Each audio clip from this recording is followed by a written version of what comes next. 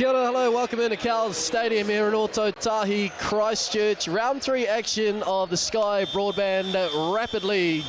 It is the Mainland Pouākai hosting the Tauranga Whai.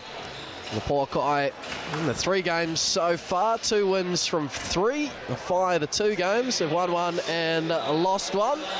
Nick Bewley here with you this evening. Glad to be joined in commentary again by James Lissaman. Greetings to you, James. Welcome back to behind the microphone. You must be looking forward to this one. You're very involved in local basketball here in Canterbury, and this is very much the future stars coming through in this Rapid League competition. No, it should be a very exciting game. The 2 teams, well, the coaching staffs know each other extremely well, head coach wise, and I'm sure they've shared all their information with their assistants who are taking the Rapid League teams.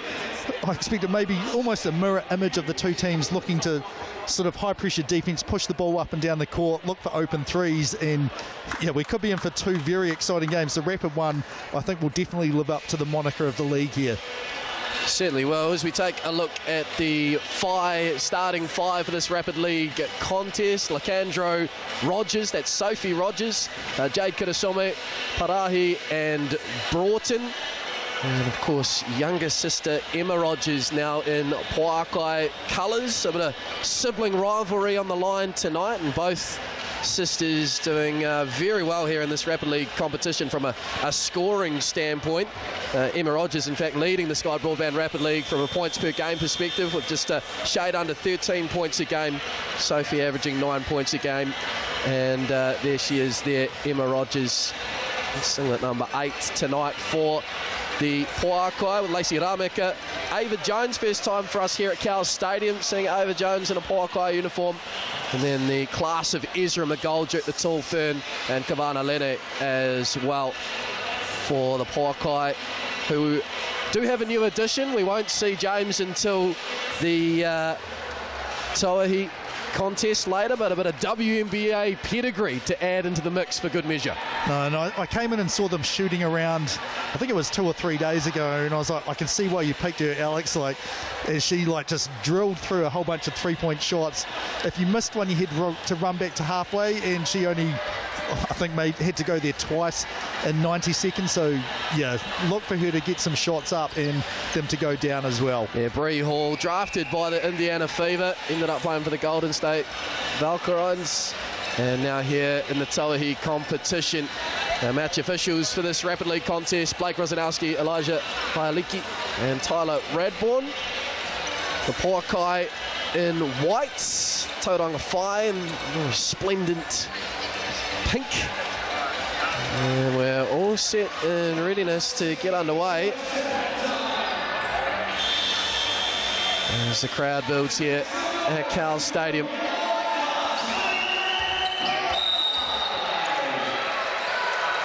Plenty of size in the matchup, Lacandro and McGoldrick, and it's the latter that gets the tip. And there is one of the Rogers sisters straight into it. Emma Rogers, lovely spin move to open the scoring. Yeah, you just wonder how many times that sort of move have been seen in the backyard, playing one-on-one against each other. Not sure how many games I've played with actual officials against each other. A lot of basketball with, but as you say, James, might be the first time tonight as Sophie Rogers, now the older of the 2 sisters, looking to get to work down low, and she draws the foul from Lene, and we'll head to the Chemist Warehouse strike. Yeah, she had pretty good defensive position there, and then that little up fake and step through. Lene just moved a little bit more as the shot motion had started. You know, smart play to draw a foul there against a defender who was still not quite ready just to hold their position. We're working behind the scenes to get you the scoreboard at some stage here this evening. Apologies for that technical issue, but can tell you 2-0, haven't missed much, as Sophie Rogers, unfortunately for her, misses both free throws, and it'll be Pouākai possession. Yeah, I think their call was actually breaking the line there early. So she did miss the free throw, but then I think that's why she suddenly started going so early. Realised it before anyone else, but Elijah Haialiki saw that and said, no, you aren't able to do that, sorry. Pouākai playing with a roster of 6, just the one off the bench tonight with the addition of Bree Hall. Of course, there are restrictions on import players that can play in the Sky Broadband Rapid League, as Strong offensive rebound there by Ava Jones. 4-0 Pouākai. Yeah, it was a good open shot from McGoldrick. Jones went straight to the rim there, got the rebound, and then put it straight up and in. Here's Lacandro, can't get that layup to go, and Lacey Rameka pushing the pace the other way. Kicks it out to Lynette. McGoldrick, Rogers calling for it. McGoldrick does it all herself and draws the foul from Lacandro. 4-0 Pouākai. Yeah, I don't think she was trying to, well, no one hardly ever is trying to foul there, but tried to stay between McGoldrick and the rim there, keeping her body straight up, and then just a bit of contact there as the shot motion went up from McGoldrick. She's shooting 2 from the Chemist Warehouse line. I'm meaning to say the 6th player for the Pouākai is none other than Charlotte Whittaker. Pretty handy substitute to bring in the mix at some stage for Coach Helen Williamson as McGoldrick splits the free throws. It is 5-0 to the Pouākai. Just a little over a minute gone in the first quarter. Kurasome, oh, lovely bounce pass, baseline cut, but Rogers leaves the layup short. Yeah, Lenny there lifted up out of the corner. Great read there by the Whai. Cut baseline, the dump down pass, just unfortunate not to get 2 points out of it. There's McGoldrick looking to use his size and strength. And a 3-point opportunity here for the tall Fern, Ezra McGoldrick. Yeah, Broughton tried to get into position there to stop her, but as you said, too much height there and size, able to get the shot up over the smaller defender. Going to the line here for a 3-point opportunity. And McGoldrick does just that. 8-0. Still a little under 90 seconds gone. Perfect start here for the host, the Mainland Pouākai. Whai need to get back into this one, and that'll help. Corner 3 from Broughton. And there have been a couple of, like, it's hard in the Rapid League to hold teams to no points given the pace of it there, but there have been a couple of 0-point quarters there, so Whai will be happy to see that the scoreboard's ticking over for them now. And an immediate response to get to double digits. Another bucket for Emma Rogers. He's got 4 now, but back-to-back triples. This time it's Patahai. Just what the Whai needed. Yeah, you can see just perfect line for us. She was in line to the bucket there, straight up, picture perfect form there. Ball up and in and straight through, as you said, for 3 points there. Oh, good hand there, Kurasome, but just as she got the pass in, intercepted by Jones. Rogers from downtown. And 3-point shooting party all of a sudden here at Cowles. Well, this fits what I expected. Like, our three's going to go up, and are they going to go in? Yes, and yes has been the answer so far. Oh, look out. Lacandro wants a piece of the action. Almost halfway down. Rogers with the long rebound. And McGoldrick not letting the Whai settle defensively. Goes to that spin move we've become so accustomed to here and draws yet another foul. And that was in the act of shooting. 2 more at the Chemist Warehouse for Ezra. Yeah, to Parahi there, just not having both arms straight up. So smart play by McGoldrick there. You'll see it here. She comes in, attacks the defender, then spins, sees that her arm is not straight up, goes into it, draws a pretty easily foul call there from the referee. 13-6, 1:18 to go in the first quarter.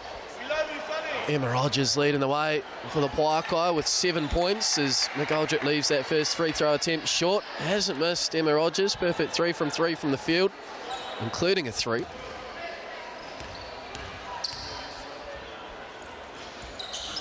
And neither go down. A reprieve for the fight as they now push the pace. Broughton runs into a wall there. You know, it's one of those hopeful ones. I see a bit of a gap between 2 defenders there. Unfortunately, they're both quite a bit bigger. Nice pass inside there. Rogers to McGoldrick. Easy 2 right at the rim. Well, she's doing it all, Emma Rogers. 7 points, a couple of assists for good measure. Who knows, might have the Andrew Mulligan coin triple-double in Rapid League, the 5-5-5. Emma Rogers this afternoon. As Sophie Rogers gets another crack, rebounded by sister. I'd say that's a little bit of, I guess, great pass there and look, just about acrobatic finish. I think with 4-minute quarters, you could justify a 3x4 would be the equivalent of a triple-double. Let's keep eye on the box score as we always do here. Our stats partner, the Chemist Warehouse, as that pass goes awry from the Whai. And about a 1 second differential here late in the first between the game and the shot clock. Pouākai 15 points to 6, just the 2 made threes thus far for the visitors. As Rogers really slows things down here and just to get to one final action, close out the quarter.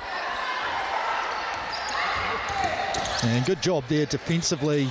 Broughton aware, like if I put a bit of pressure on it, may throw off the timing. Good first step there, Ava Jones, and then the strength and finish with the right. He's got 4 points.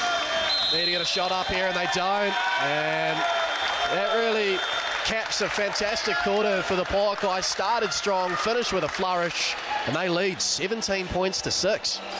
Yeah, I'd imagine this is, I need to check them. I've looked at the final scores for their Rapid League games, 36, 28 and 37, so well on pace to eclipse that.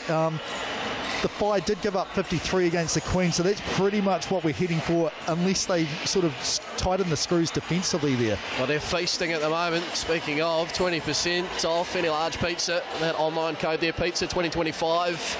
Valid until Thursday. Scan that QR code. Get yourself a feed, start your weekend on the right note. That's what the Pouākai are trying to do here this evening. And a real collective effort too, James, in terms of the three main scorers, and Rogers, McGoldrick, and now the threat of Ava Jones. I know you follow secondary school basketball super closely. Just tell us a little bit about, we know the name Jones, it's synonymous with this sport in this country, but Ava Jones, what kind of player is she? Well, she's a little bit different to the rest of her family who've been sort of high school standouts. So daughter of Phil and Kat Jones, so Hayder Jones, and then older sister who's playing over, I think she might still be college. Yeah, she has. She's just changed which college she's playing for there. So they're a bit more outside threat. She's, as we've seen here, scored twice at the rim and a lot comfortable to shoot from outside, but also to get the ball at the rim and go up and score closer when there's a bit more contact inside as well. Very talented family, the Joneses, no doubt about it. And Ava Jones out there at the moment. Charlotte Whitaker into the contest as well. That allows Ezra McGoldrick to have a breather early in the second quarter as Broughton leaves that three ball a little shallow. And back with the Pouākai now, looking to build on this 11-point lead. Yeah, and just a little bit of an indication to the bench there. That wasn't, I guess, either the result I wanted or maybe the shot that you wanted. Was pretty well wide open there, and she is a capable shooter from outside. Give and go there, Rogers. There's Lacey Ramak and now Lene. Good ball movement here, but it's three in the key. That won't count. Didn't quite get the timing right there, Whitaker. And that was one of the St Andrews to St Andrews connections there. We'll see Lacey Rameka, Lene inside, and straight away, no, you're not even going to get a shot up here. Oh, relentless pressure here by Lene. And Sophie Rogers just gets it over the half court in time. Where do they turn to? The fight. And they go to that corner where one of their two baskets thus far has come from, but don't get that one to go. Sadler. See Whitaker just like head and shoulders above everyone else inside the paint there. Pretty easy rebound off the missed three ball. Rogers and kicks it back to Whitaker, drains the three. Well, they're heading for an extremely high score in the Rapid League. And there's good defense there from Whitaker, knocks that ball away as Broughton drives to the rim. 20 points to 6. It is a very good start for the home team. And a bit of contact there by Kuka. And it'll stay with the Pouākai. Well, I think that's what she has to do. Like, you don't have the height and I guess wingspan advantage against Whitaker, so you've got to use what you think will be your advantage there. You've got to make it hard for her to know where the pass is going to come in, try and tip that ball away as it's on its entry. The Pouākai just keep on rolling. Another basket for them. Largest lead of the night extended out to 16 now. Whai needs stops and buckets. There's Kitasoma now trying to take a bit of ownership. The veteran, Jade Kitasoma. And dishes it off to Rogers, cutting, and younger sister frustrated. Sophie draws the foul from Emma, and it'll be 2 at the Chemist Warehouse strike. Well, that was a good, I guess, save of a position that was kind of looking a little bit mucky there. We're not quite sure how we want to attack. Got that little bit of penetration and then the sort of trail cut right behind getting the ball and drawing the foul, and here we are shooting a free throw, so not in danger of a 0-point quarter now anymore.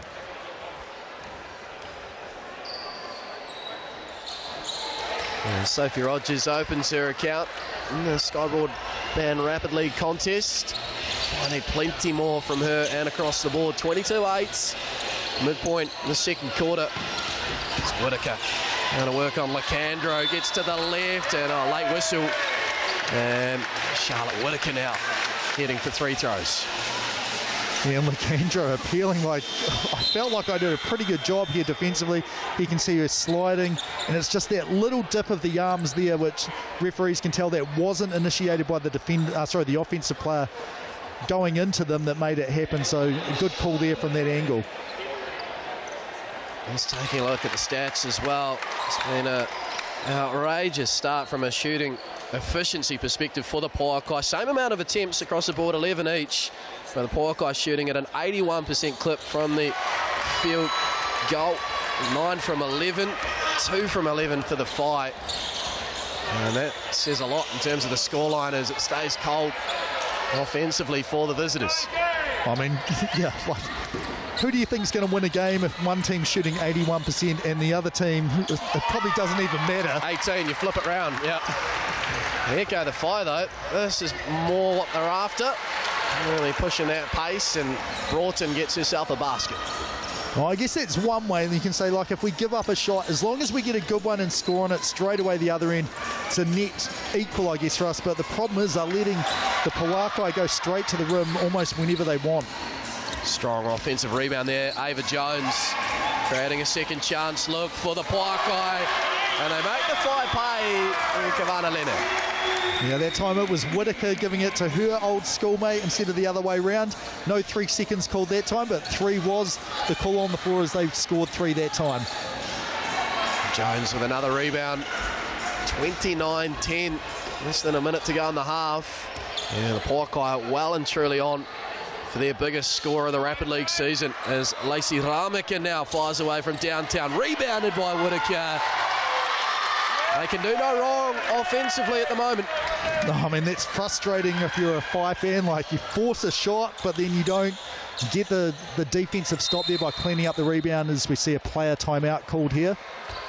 Yeah, Patahai wants to have a word with her team. The BNZ player timeout, of course, in the Rapid League and Tauihi contests. And players on the court able to chat things over once a half, and of course a good opportunity. Tickets to the big game brought to you by BNZ. Scan that QR code there and chance to win tickets to this season's games. Come along if you're enjoying it at home, which I'm sure you are. Even better in person, I would argue. You're looking for community groups, school groups.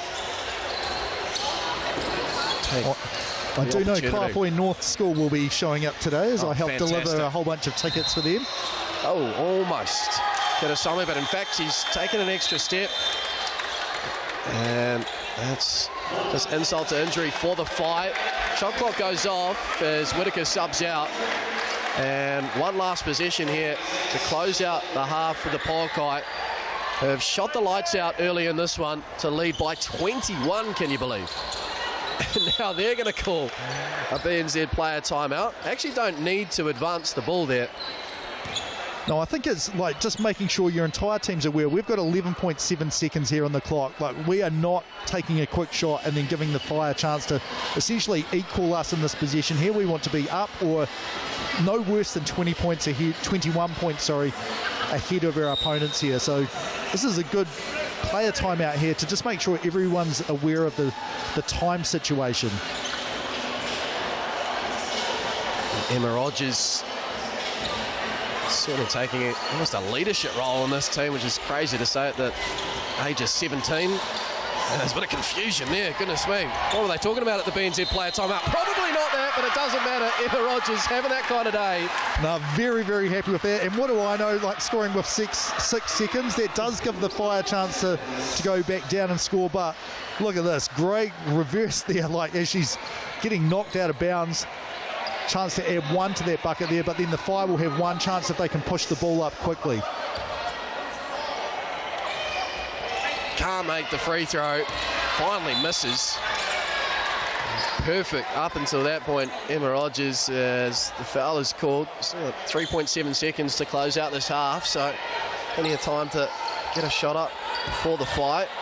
Pouākai, full court pressure. Lacandro puts up the prayer. Bank stays closed on the Friday, and that'll do it.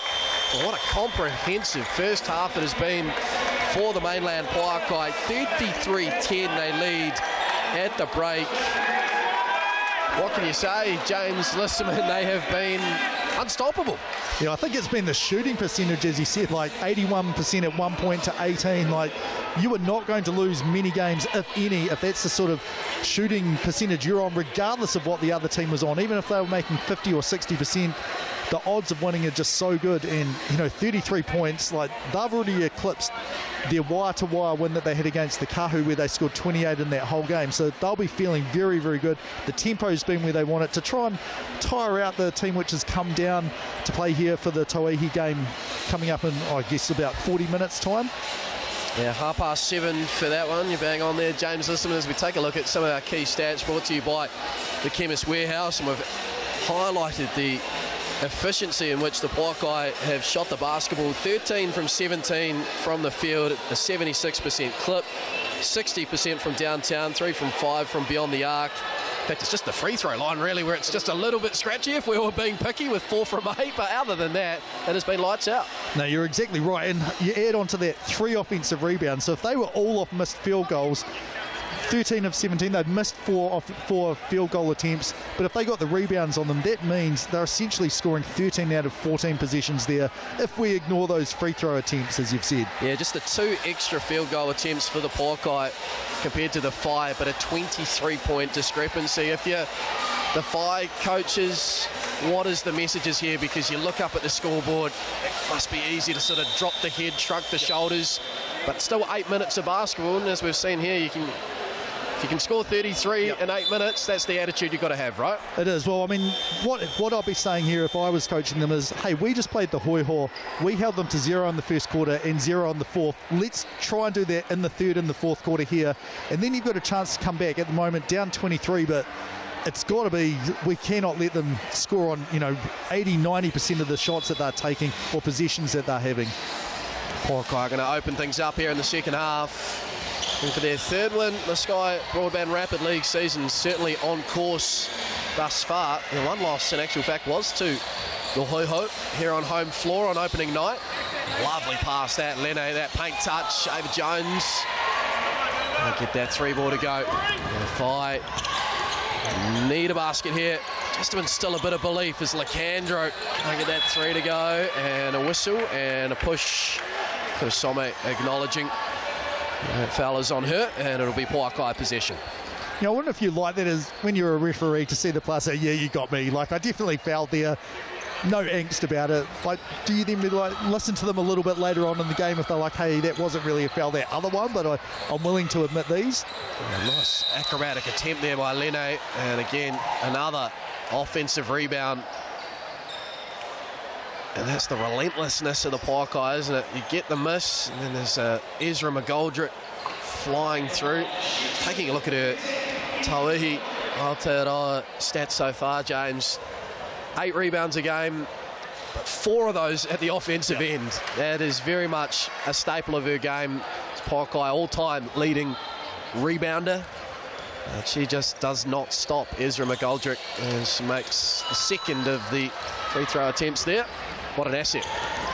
No, so that's keeping that 50% line from the free throw. Yeah, the one mark on the Pouākai's afternoon thus far as Kirasome absorbs the contact and draws the foul from Lacey Ramika. And 2 shots coming at the Chemist Warehouse here for Kirasome as we take a second look on the replay. Yeah, it was a good job there attacking the hip. You could see that Lacey Ramika wasn't square to her. As, a good first initial step to the left there, and then Kirasome just attacking the defender, drawing that contact and then getting the shot up to be able to shoot 2 here. And makes them both. One step at a time for the Whai. Of course, every basket counts. I was unfamiliar with Rapid League. Let's go across the overall ladder as McGoldrick now from downtown showing her full range. Well, you've got to have supreme confidence. You just split a pair from the free throw line. You're like, well, I'm open for this three, though, so letting it fly, that's when you know you put in the work off-season and during the season as well. Great lead pass there to Lenny. Just can't quite get that one to go on. Who else? McGoldrick there creates the second opportunity. Lacey Rameka goes close, and this time out of bounds, and it'll be 5 possession. But no, you're absolutely right. And that's the attitude you've got to have in your rapid league. You can't get too caught up in the stats. 4 times 4-minute quarters. You just got to keep shooting. You got to stay hot, stay confident. No, I mean, that is one of the things. Like, when the league was first coming in, I was like, oh, how good is it going to be 4 minutes? Like, will people slow the game down unnecessarily? It has lived up to the moniker, as we've said, the rapid league here, and especially between these two teams. Whittaker now, just away to the right on that 3 attempts. There's the 5. Looking for an answer, and they get one. Putahai, that's her second 3. No, it was a good job. Lacandro there saw that she was there behind the three-point line. She went straight to the rim, which put the defense in a bind. Wide open three-point attempt, and then if it didn't go in, she probably would have got the rebound. Oh, lovely work. Rogers gets a rebound and doesn't fault on the second attempt. Emma Rogers matching that average of hers. She's now got 13 points. And that's a lot of points for a rapid league game for one single player. Foul there on Lene. Good coaching here on the sideline. Just, Coach Williamson just put in tidy those little 1%ers out of their game. You know, 25-point lead, but once a coach, always a coach, just looking for those incremental improvements. No, definitely. It's nice. You're like, oh, we're up by 25. So even if I do I fall asleep on the sideline, I'm probably pretty safe here. But you want to keep on coaching the players, because it may not be this game that the message gets through that you need it to, but it could be the next one or the one after that. Double sub here for the Whai with Broughton and Kuka checking in. Yeah, when Lacandro goes out, they drop a lot of size. This is a tough matchup with Whittaker still in here, who's the tallest player for the Pouākai. There is Jones now curling and trying to find Lacey Ramek. A good defence there by the Whai, but pinballs around, somehow stays with the Pouākai. They'll reset with 6 on the shot clock. Rogers spins, strips. It's going to be last touch though by a Whai player. So the 3.3 seconds remaining on the shot clock. Yeah, it looked like she didn't even know the ball had been knocked away. It was in her shooting motion, then all of a sudden, actually there's no ball here, it's gone out of bounds. Just getting a little bit loose the last couple of possessions there for the Pouākai. Work defensively by the Whai. Staying in the fight. Now, that's what they needed to do against the taller Charlotte Whittaker. You've got to use your speed and try to cut down those passing angles. There's Rogers. Just runs into a Pouākai sandwich there. 3 players going up at the same time. The foul is going to go on younger sister, Emma. Yeah, you're exactly right. It may have been if Rogers just didn't close that gap from behind. There was Whittaker and I think it was Lacey Rameka there as well, ready to challenge the shot, and probably would have been a no call if she hadn't gone in so aggressively afterwards. But hey, it's your sister. You don't want her to get the best of the game, right? I was just thinking that. You're not letting your sibling get anything easy. There's Emma Rogers now, late in the third. Jones, lovely vision, finds Whittaker. That is lovely basketball by the Pouākai. 42-19 now. Yeah, I thought that pass was going to go out to the wing on the opposite side, and said just a little sort of look that way to freeze the defense, and then, as you said, great pass inside. One last look here for the Pouākai to close out the third. It's been really impressive to me. In fact, James, just the way that they've finished each quarter, gone into that quarter break, and those messages from the coaches on a real positive note. Well, I think that one there with the thumbs up from Rogers was, I think, from Coach Williamson. Make sure we get the final shot this time. We'll have a look and see. Whittaker The pass, Jones from downtown, just a little long, but what do you know? An offensive rebound, the reverse layup by Lene, and then again, they finish the quarter on a high, 44-19 now. Pouākai well and truly on their way to victory here this afternoon. I guess the main positive, if any, you can take away for the Whai then is at least we get that margin a bit closer in terms of quarter by quarter there, rather than just, you know, first one losing by 11, second one losing by 12. At least that one was a bit closer for them. And that's what you're going to be thinking about now. There's incremental improvements, knowing there's plenty more basketball to come. Don't let the score get even further out. So take a look there. Sky Broadband, proud partners of the Rapid League, and FIBA starter package, $50 a month for 12 months. Great deal that one. Or at skybroadband.co.nz or call 09525 5555. I've got to say, if you don't have fibre yet in New Zealand, you are definitely missing out. So call them up. Game changer. It is. It's like you can watch any, you know, especially if you've got kids who like watching stuff, and then maybe your wife or your husband or whoever likes watching things as well. Fibre is, you won't want to go back once you've had it. Can't imagine dial-up or anything like that from here on in. 4 minutes to play here at Cowles in this Rapid League contest. What can Whai take from this from a positive standpoint? Let's get a Somme. It's a Lacandro. Defensive pressure again by the Pouākai, forcing a really tough attempt by Kurasome. Emma Rogers goes flying into the Commodore Hotel. Advertising Warden, all okay, and it's going to stay with a Whai here. 4.3 seconds on the shot clock. Well, as you said, that defensive pressure was so good, keeping the ball on one side of the court, and Ava Jones, not quite sure. I felt that was a foul on the landing as well. Just a little overzealous on the closeout there by Jones, and Sophie Rogers will head to the Chemist Warehouse stripe. Of course, the GJ Gardner Holmes Tauihi Aotearoa League contest to come from 7:30. James, two teams with a fair bit of crossover history all of a sudden. New head coach here at the Pouākai, Alex Stojkovic, having led the Whai to the glory of a Tauihi title last year. Comes down south, brings 3 players with him, including 2 of the starters tonight, McKenna Dale and Morgan Jaeger.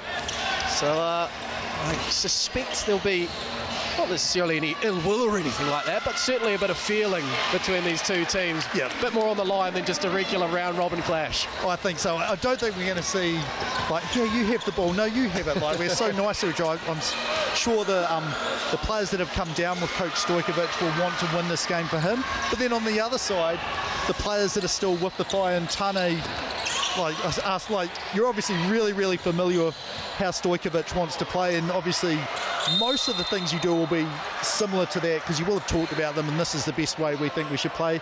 But I'm sure he's got a couple of things, like, I'm not going to share how we're thinking, like, we may have a chance to sort of counteract some of those and get a bit of advantages that otherwise you may not realise. Certainly, there's going to be some games within a game, I reckon, between the two coaches. The understudy, Tane Bennett, who's taken on the mantle as Whai head coach. Really looking forward to that one. As Lacey Rameka, and another long rebound for the Pouākai. Plenty of second chance opportunities for them. There's McGoldrick now from downtown, and Ezra McGoldrick. It's another. There's the Pouākai closing in on 50. And McGoldrick now top scoring. Little race between McGoldrick and Rogers. McGoldrick up to 16 points. No, it's, again, you force a miss if you're the Whai. What do you give up? Offensive rebound, and the Pouākai make them pay by getting more points up on the scoreboard there after it. Foul there on Lene as Whittaker checks back in.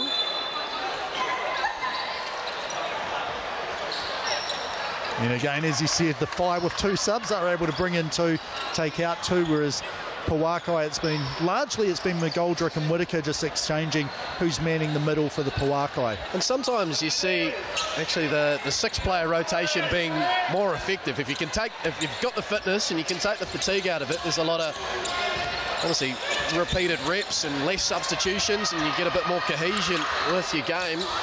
That's lovely from the Whai there. Broughton, shake and bake, and drains the 3. Yeah, obviously very comfortable shooting here. Member of the under-18 Footlocker National Championship winning team from Tauranga here, so she's used to playing in this stadium and playing very, very well here. And we haven't seen that happen too many times. A turnover there for the Pouākai. I think only the second in the entire game. The first was that 3-second call. And this is about the only time that they've actually lost the ball. Shamar Broughton with the ball here. I've got my sums right. 2009. Make her 15 going on 16. Goodness me. Exciting times. Makes me feel old at 31, James. I'm ahead of you. I'm not going to get all ageist all of a sudden. But exciting for the future of basketball here in this country. You've got talent like this on display, and that is the beauty of this Rapid League. Is Jones, corner 3 doesn't go.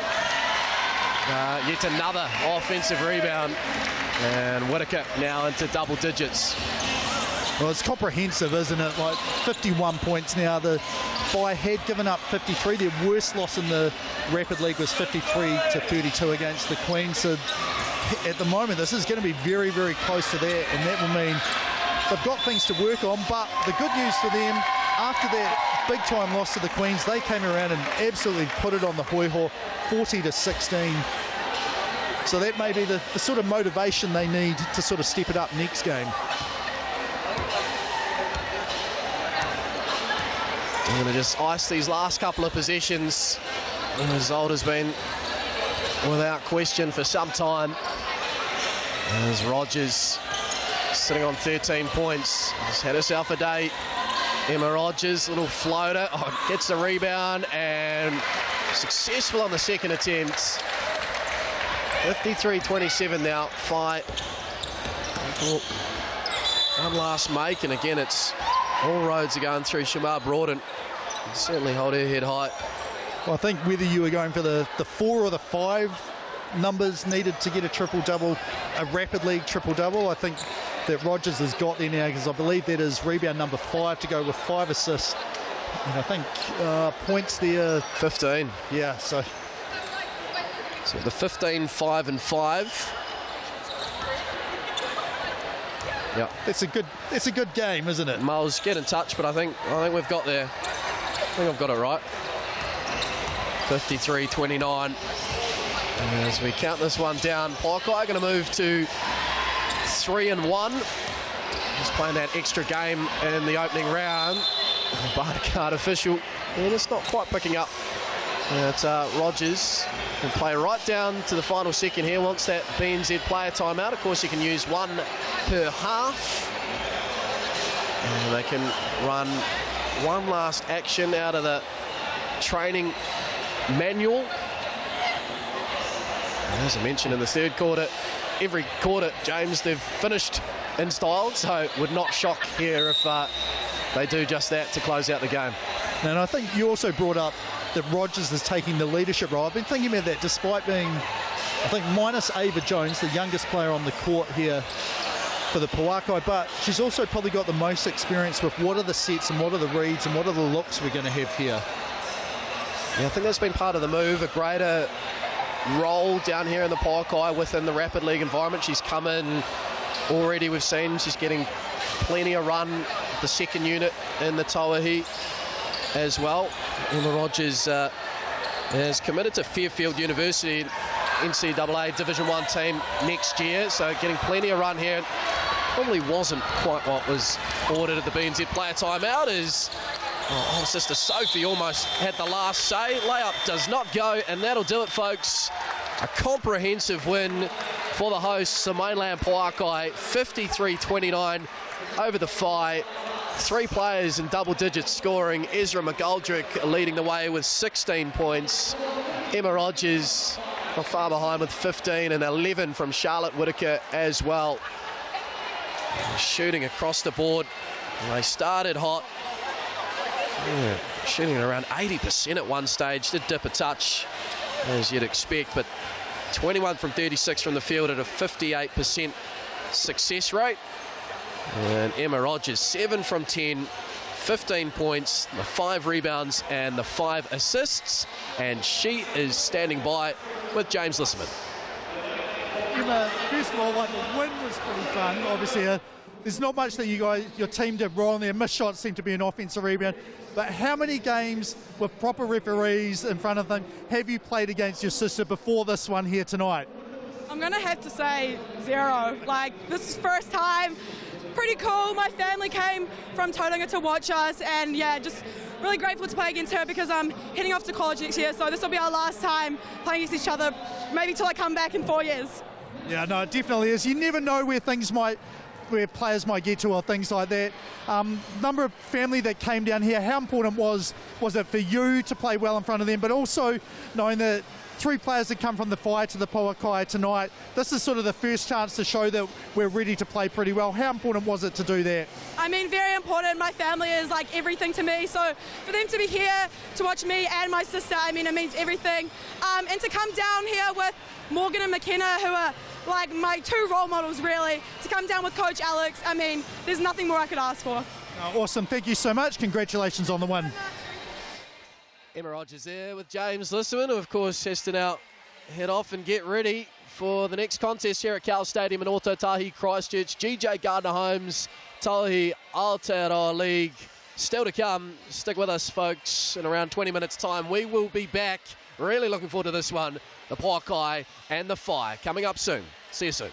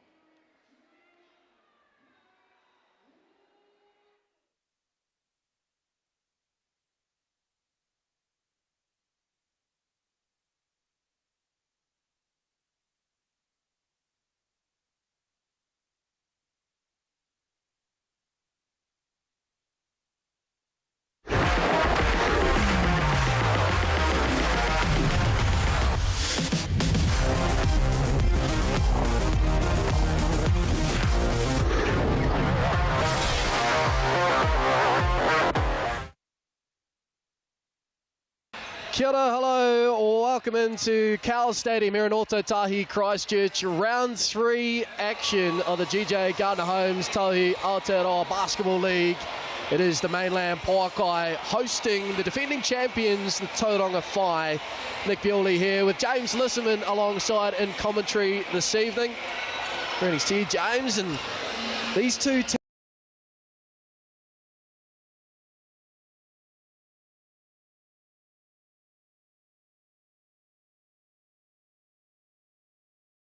Players down to Christchurch with them, including 2 starters.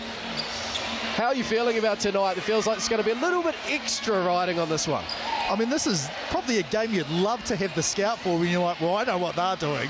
And on the other side, we know what you're doing, and this is how they're going to try and guard it. So probably the easiest scout to prepare the team for, and obviously having the 3 players as well who are really, really well versed in it. On the Pouākai side, the Whai probably, most of them know well we're running similar sort of stuff here as well. It's going to be a battle between the 2 teams who can sort of exert their will the most in the game.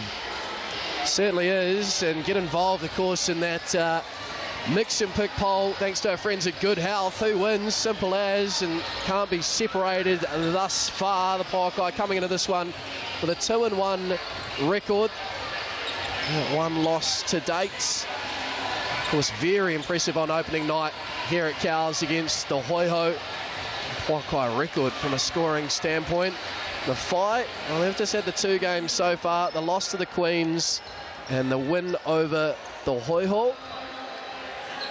And we've seen, James, haven't we, from a Pouākai perspective, it's very much a 2024 Whai style as well in terms of pace and space. They are shooting a lot of threes, and they are pushing the pace and purpose of this contest. As we take a look at the upcoming fixtures to follow this one, tomorrow afternoon we send it down to Otapoti, Dunedin, Hoiho and the Queens. Kahu hosting the Whai, so a quick turnaround for the Whai at 2 games in 3 days for them before we look further ahead to round 4. What do you make of the first couple of rounds of the Tauihi competition? Well, it's kind of that feeling out from teams like, how far along are we with learning everything? I mean, we can see coming onto screen, oh no, we're not going to, but Bree Hall here with the Pouākai, like, all the teams are sort of bringing in 1 or 2 players here, or potentially lose players with Beck Cole going away from the Queens. So you suddenly have to either teach someone new or expect people to play a slightly different role. So this is kind of the stage of the season where teams are going to be like, this is what we actually are and where we need to improve to sort of make the playoffs and compete to lift the trophy at the end. Consistency from a starting 5 standpoint for the Whai. Cowling and Snyder, of course, returning this year. McDowell White, Emmy Shearer and Hannah Hank rounding out the starting 5. They are coached by Tane Bennett.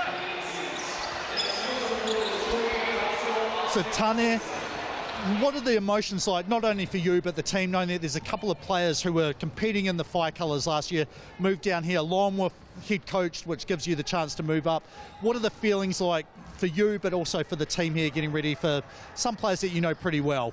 Yeah, I mean, firstly, you know, like you said, there wouldn't have been an opportunity for me to step into this space and grow if Alex didn't move down here. So, you know, grateful for that part of the transition, but we would be lying if we said there wasn't any emotion in the game. And, you know, we've talked about it earlier in the week and just making sure that that emotion pushes us in the right direction and not in the wrong direction and doesn't deter us from doing what we need to do tonight to win a basketball game. So it's definitely there, mate, but, you know, we're going to use it in the right direction.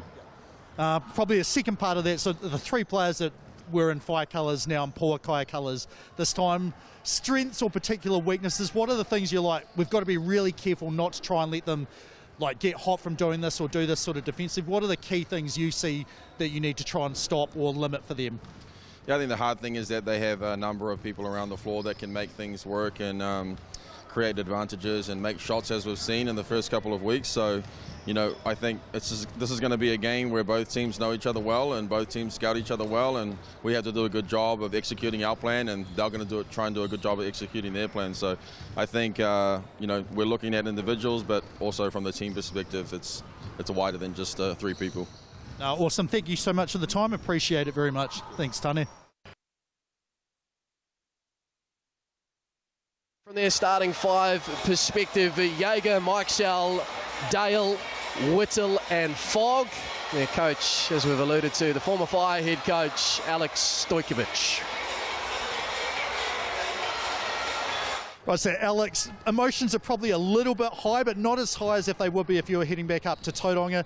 How have you got the team prepared for this game, knowing that there's 3 players, Pouākai colours now, who were in your team with the Fire last year, now going against them? Yeah, I think we're excited. I hope the Fire are excited. You know, like it feels a bit strange going against Tane and the team, but you know, obviously I've got a very close relationship with him, seen him grow over the years into a great young coach. So you know, the team's in good hands up there, and I'm excited to see you know, what's going to happen on the court today. So best possible outcome, would it be an overtime win for the Pouākai? Be like, he did a really good job coaching, but we still got the win. What would you be the most happiest with tonight? Well, obviously we want to get the win, but you know, at the end of the day, let's see what the basketball gods decide. No, awesome. Thank you so much for the time, and hopefully we do get a very exciting game.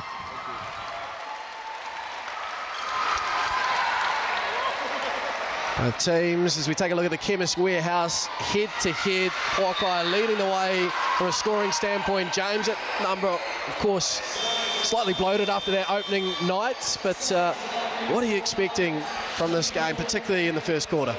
Well, I think the Rapid League was probably the perfect preview of this game here, like both teams flying up and down the court. The Pouākai well, can we shoot 81% a game for a period of the game?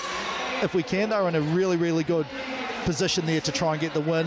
The Fire, though, obviously, I think that Bennett is like, I know pretty much everything that Stojkovic will want to do with this, so I'm going to have a couple of things up my sleeve to sort of surprise them, maybe an out-of-bounds play that has a different read from normal. Naylor Polo, the ball presenter this evening, and both teams ready to go. The Pouākai in the dark blue, the Fire with their pink and blue strip.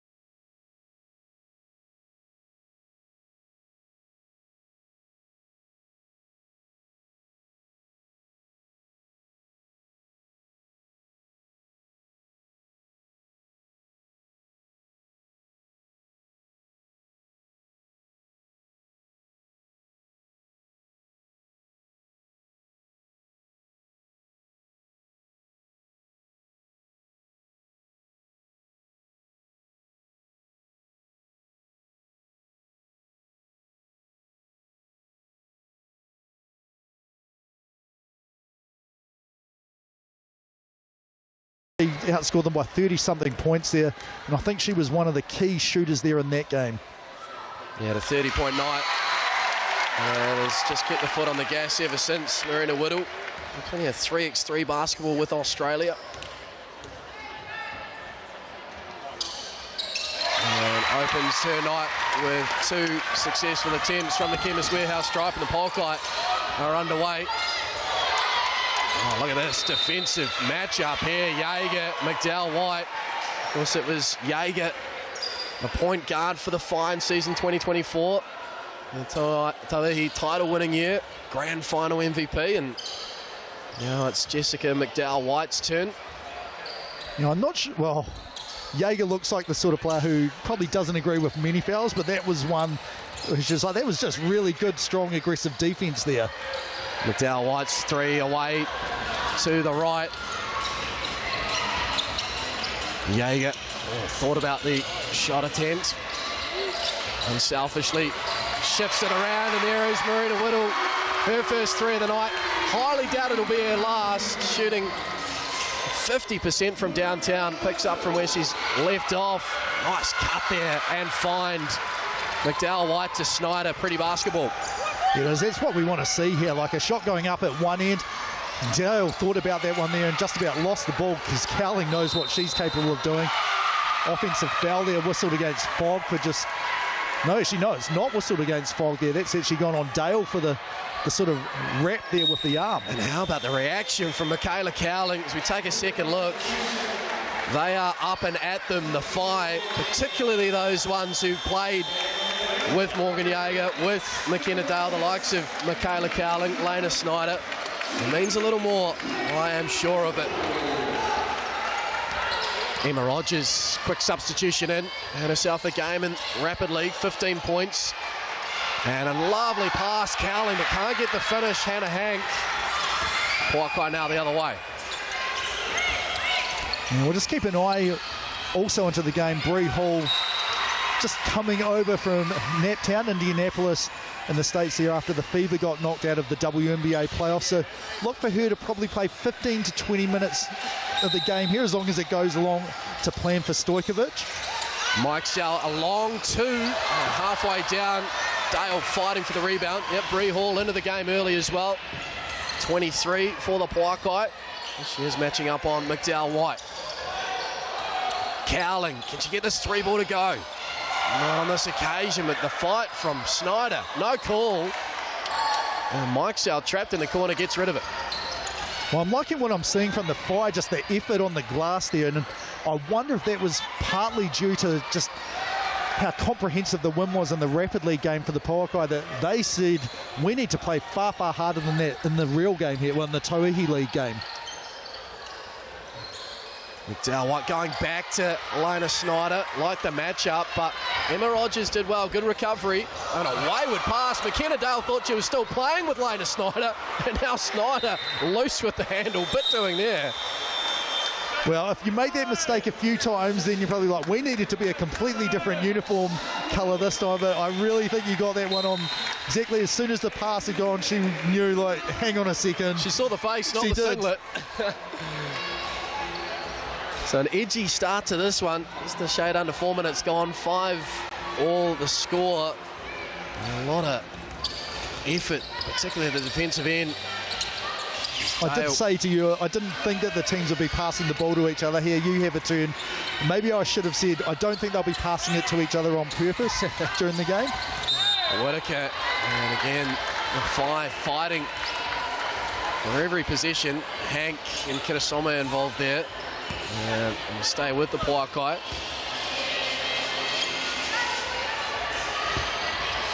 One going on, Kirasoma. Here is Hall, her second three-point attempt, and that one can't go, but an offensive rebound. Very much a staple of the Pouākai's game, getting those second chance opportunities. We'll work on the glass as Hall tries to split the defense, and a block call on the Phi. It'll stay with the hosts. Yeah, Emmy Shearer whistled for that one there. And you can see McDowell-White. I don't believe this call is correct here. Have a look here.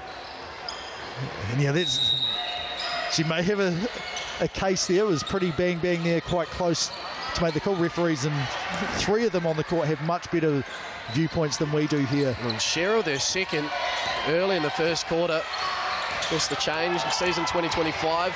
5 fouls now, and you're fouled out as McGoldrick in the corner holds the pose. Picture perfect, Ezra McGoldrick. Well, Lakandrew got there, and she's got a lot of length on her as well, so that was a great challenge, but obviously better shot there, able to get the three ball to drop. Great handle there, Hannah Hank, the crossover, and draws the foul from Whitaker. And Hannah Hank will head to the Chemist Warehouse stripe, averaging 22 points a game. 21 and 23-point games so far. A real asset for this Whai team so far in season 2025. Yeah, it's pretty consistent over 2 games to be on within 2 points each time of scoring it. And it just looks like the way these teams play, like what do you value as a coach, as an organisation? Can you play defence? Can you shoot the 3-ball, and are you fit? And that's really what we're seeing here so far, almost halfway through the first quarter. It's come across from South Australia, Hannah Hank, the 24-year-old. It's a 1-point game. Dale curling, Rogers with plenty of run here. And here is Hall now with explosiveness and a first bucket as a Pouākai player, Bree Hall. Well, I think she decided I missed a 3-ball, which was a good lock off there, out of bounds play. I'm going to the rim this time. And now first foul in the league. Oh, I think there was actually 13. McGoldrick may have fouled before Bree Hall picked up the ball there to run away with it. You can tell by her reaction, she thought it was clean. And you're right, James, foul on McGoldrick. Dale White could have swum it. Well read there, telegraphed the pass in. And Whitaker there to slap it out of bounds. As Whittle checks back in. It's just another string to the bow, isn't it, for Coach Stojkovic? Plenty of rotations in this Pouākai roster. And yeah, now adding Hall to the mix. The first year, it felt like teams were like, right, we're playing with U5 the bulk of the game here, and this is a real change this year for the Pouākai compared to that one where it's like just multiple substitutions throughout the game to keep everyone as fresh as possible. And great pass inside there. McGoldrick saw the space and cut hard to the rim there. And wants to talk things over. Coach Bennett calling timeout. Pouākai leading 12-7. And the impact already on debut by Bree Hall, not just as a shooter, James, but a facilitator as well. Great vision there. No, it is, and I just wonder, was that actually not what I was expecting? I was sort of thinking Bennett may have a few sort of wrinkles up his sleeve there. That may have been, hey, if we fake this action here, there may be a chance to just slip directly to the rim there. And you're hopefully going to be wide open. You don't usually expect, like, we're going to be this wide open there. But as you said, great vision, that backhand wrap pass from Bree Hall inside. Of course, you can win free fuel, score your Waitomo Moolah now. Scan that QR code. Supporters of the fight, Waitomo. As we take a look into their inner sanctum, and we'll look at the stats too, James. Not much in it, I know. From a shooting perspective, the Fire will be a little bit disappointed. 2 from 10 from the field thus far. But they're making a nuisance of themselves at the defensive end. They've held the Pouākai to 4 from 12 shooting.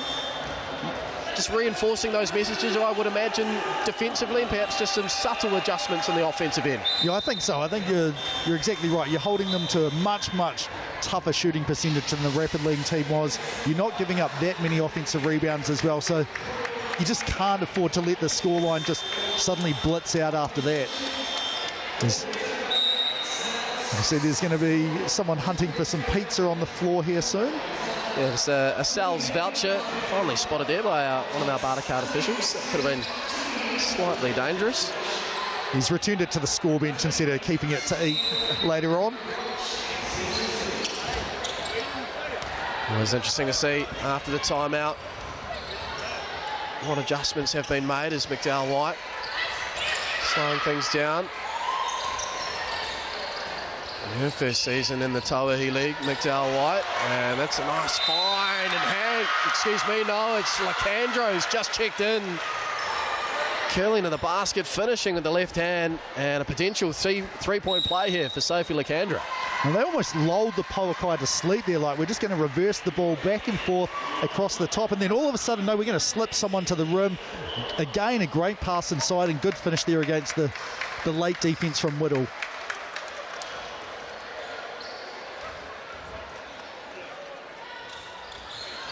And does complete the three-point play, Sophia Lacandro. And back to a one-possession game. And again, the Pouākai willing to give Emma Rogers plenty of run here. Limited minutes for Morgan Jaeger. Averaging 21 minutes so far, season 2025, as that three ball is wayward by Whittle and Cowling. I can kind of understand how that pass went from Dale there, because I was like, oh, there's someone coming in with a blue stripe. That must be a Pouākai player, and then realised, no, it's actually Cowling just on that side. It can be a little bit quite similar between the two teams there.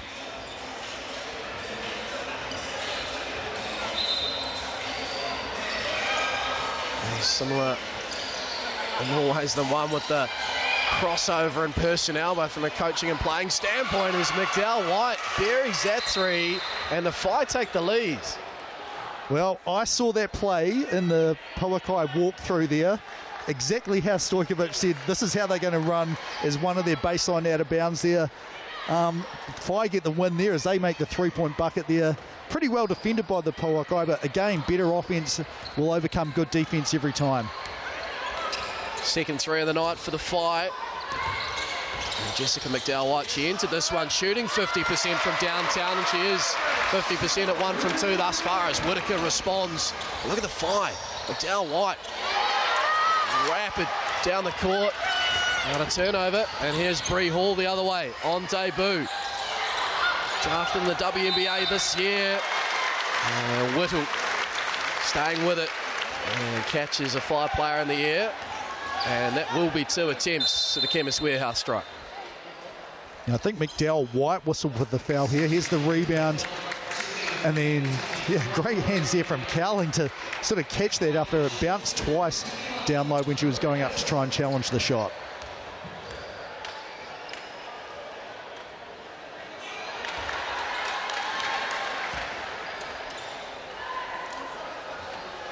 Morgan Jaeger back in for the Pouākai.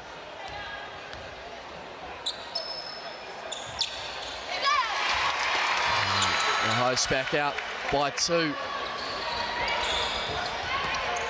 Cagey start to this one. And here's the Whai again, setting up a sort of half-court set action. Good hand, McKenna Dale gets it free. Can she finish at the other end? Oh, it's away to the right. Cowling fighting for the rebound and is going to get the call. And fouls on Hall. I think Cowling thought, hey, hang on, how come you're calling a foul on me? Oh, that's right. You've actually called it on the other team. And it will be 2 shots, I think. Yeah, foul number 5 for the Pouākai, so she heads her way down to the Chemist Warehouse line. No Pouākai player necessarily in foul trouble. Those 5 fouls, 1 each on Whitaker, Dale, Jaeger, Hall and McGoldrick. Well, neither team wants to lose here, do they? They want, and they don't, well, one team's going to lose, but you don't want to say it's a lack of effort. So both of them are working extremely hard defensively and then trying to either run the ball up quickly or run really crisp offensive sets down at the other end. And there's that effort exemplified there. James Dale and Schneider, former teammates, fighting for the loose rebound. There's Whittle now. Great defensive work. Jessica McDowell-White. A little bit of a breakdown there. Top of the key with Hank. At the fight. Staying composed. A lovely spin move there, Hank.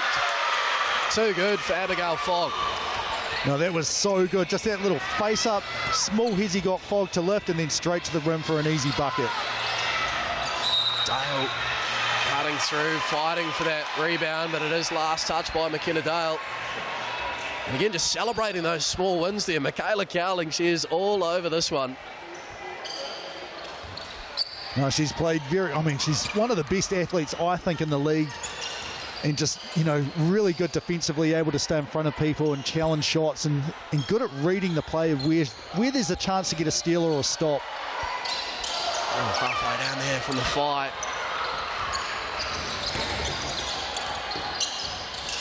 Dale. Jaeger, quick catch and shoot away to the left. They'll put a lot of three-point attempts up the Pouākai, but they're usually more efficient than this. Well, it can all of a sudden change, and You know, you can be right there with the team, and then all of a sudden you make 3 or 4 in a row. They had a 7-0 run against the Queens, the Kahu to get the win there right at the end with it just all of a sudden turned the game on its head. So they're capable of scoring in bunches. Oh, pinpoint pass there, Dale to Fogg, had to be right on and was. It's another lead change. Pouākai now up by 1 late in the first. Kirasome. I like this matchup here, Snyder with Whittle. Has to kick it back out though. Kirasome trying to get round Dale now. And absorbs the contact and draws the foul. McKenna Dale. That'll be foul number 2. And more free throw attempts coming here for the Whai. They spent a bit of the time at the Chemist Warehouse stripe. This will be attempts 6 and 7 now for the quarter.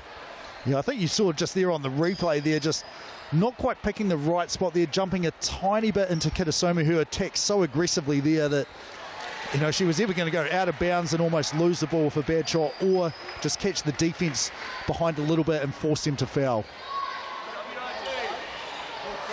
Splits the free throws. And plenty of time here for the Pouākai, acknowledged by Jaeger.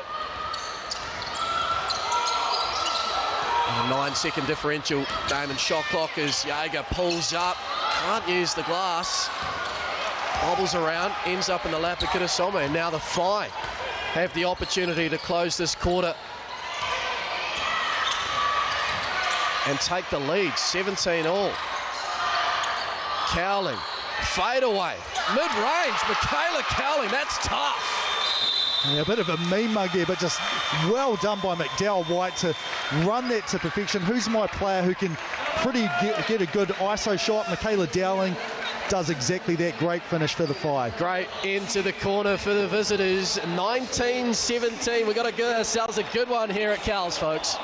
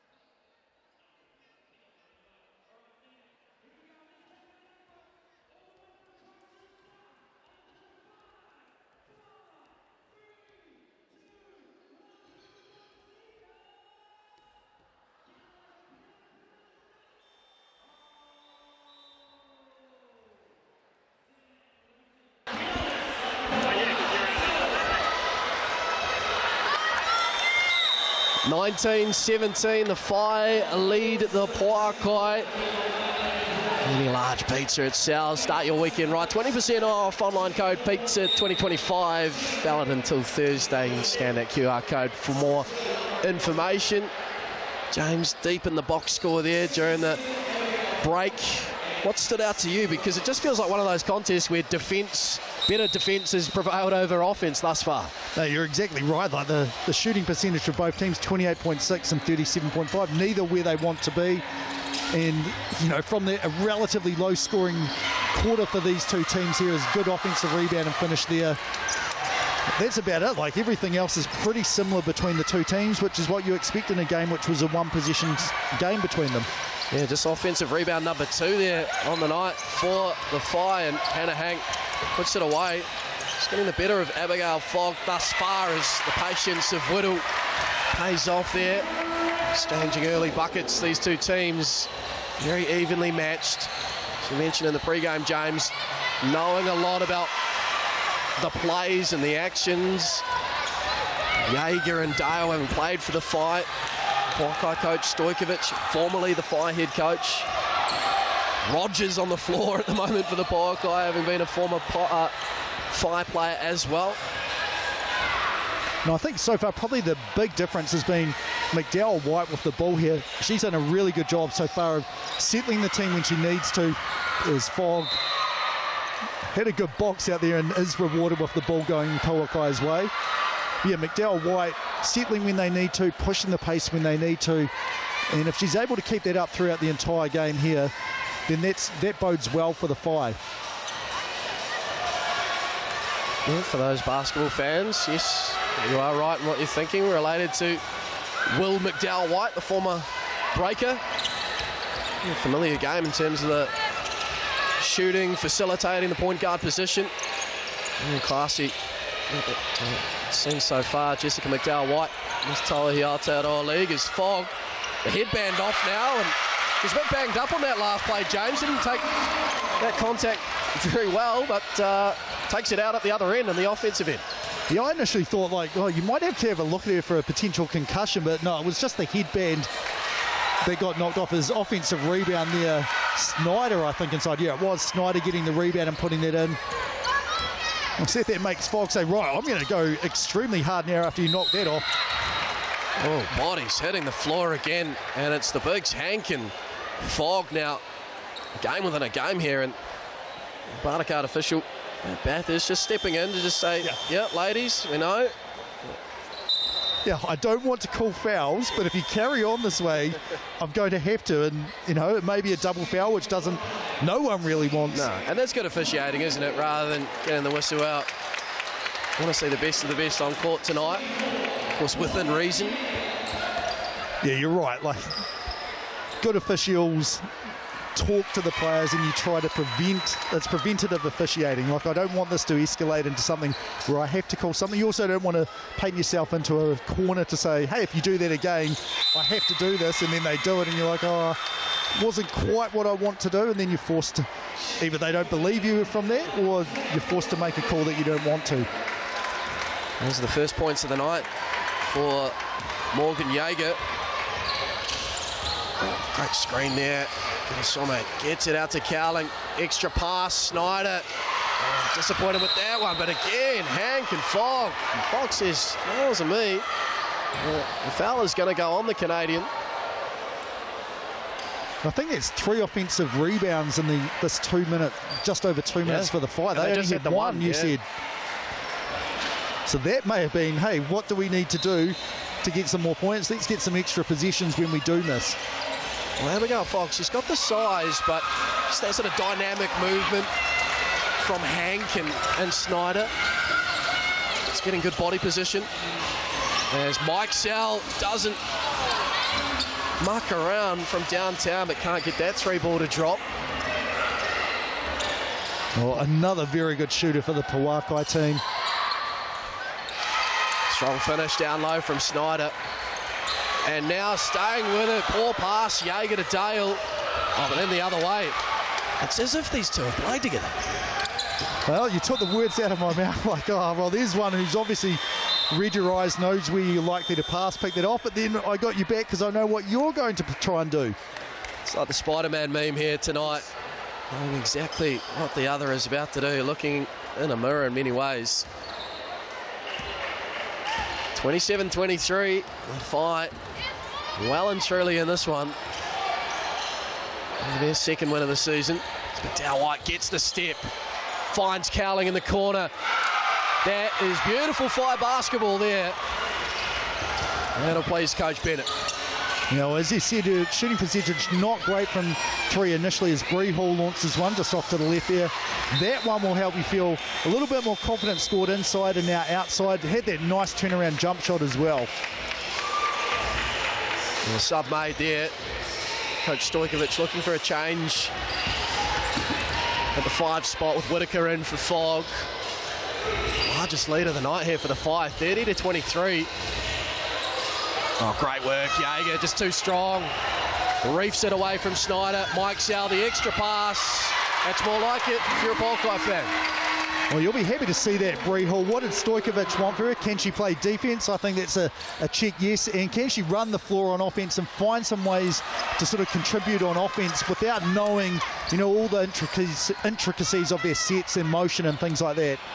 Check there on that account as well. Jaeger gets a bit of separation.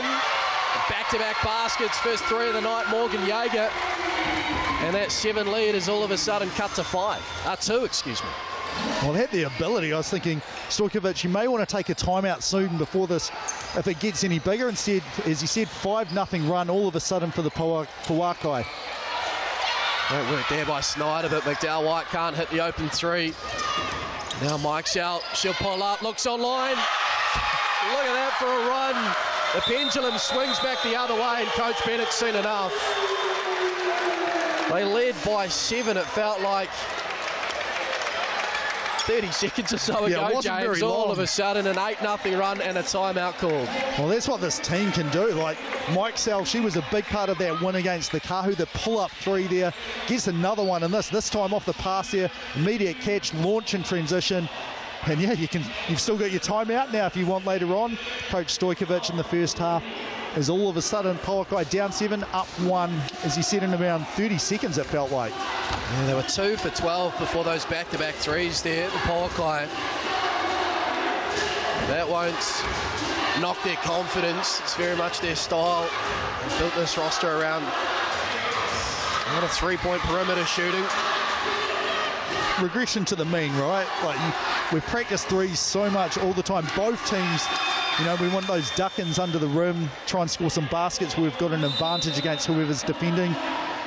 We missed a bunch of 3s in this quarter, but we're going to make up for it in 1, 2 or 3 quarters to go as well. Marina Whittle leading all scorers at the moment with 8. Michaela Cowling, Anna Snyder and Hannah Hank all with 6 each for the fight.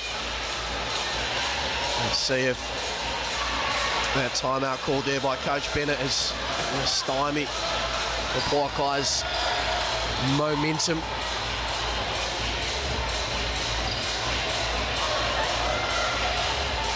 Loving this matchup between the 2 point guards, McDowell White and Jaeger. And they're sending an extra player up there in Dale, trying to get the ball out of Jessica McDowell White's hands. Well, it's one of those things, opposing team takes a timeout. Let's show them a slightly different look on defense where they have to think a bit more. You know, 1 possession at least.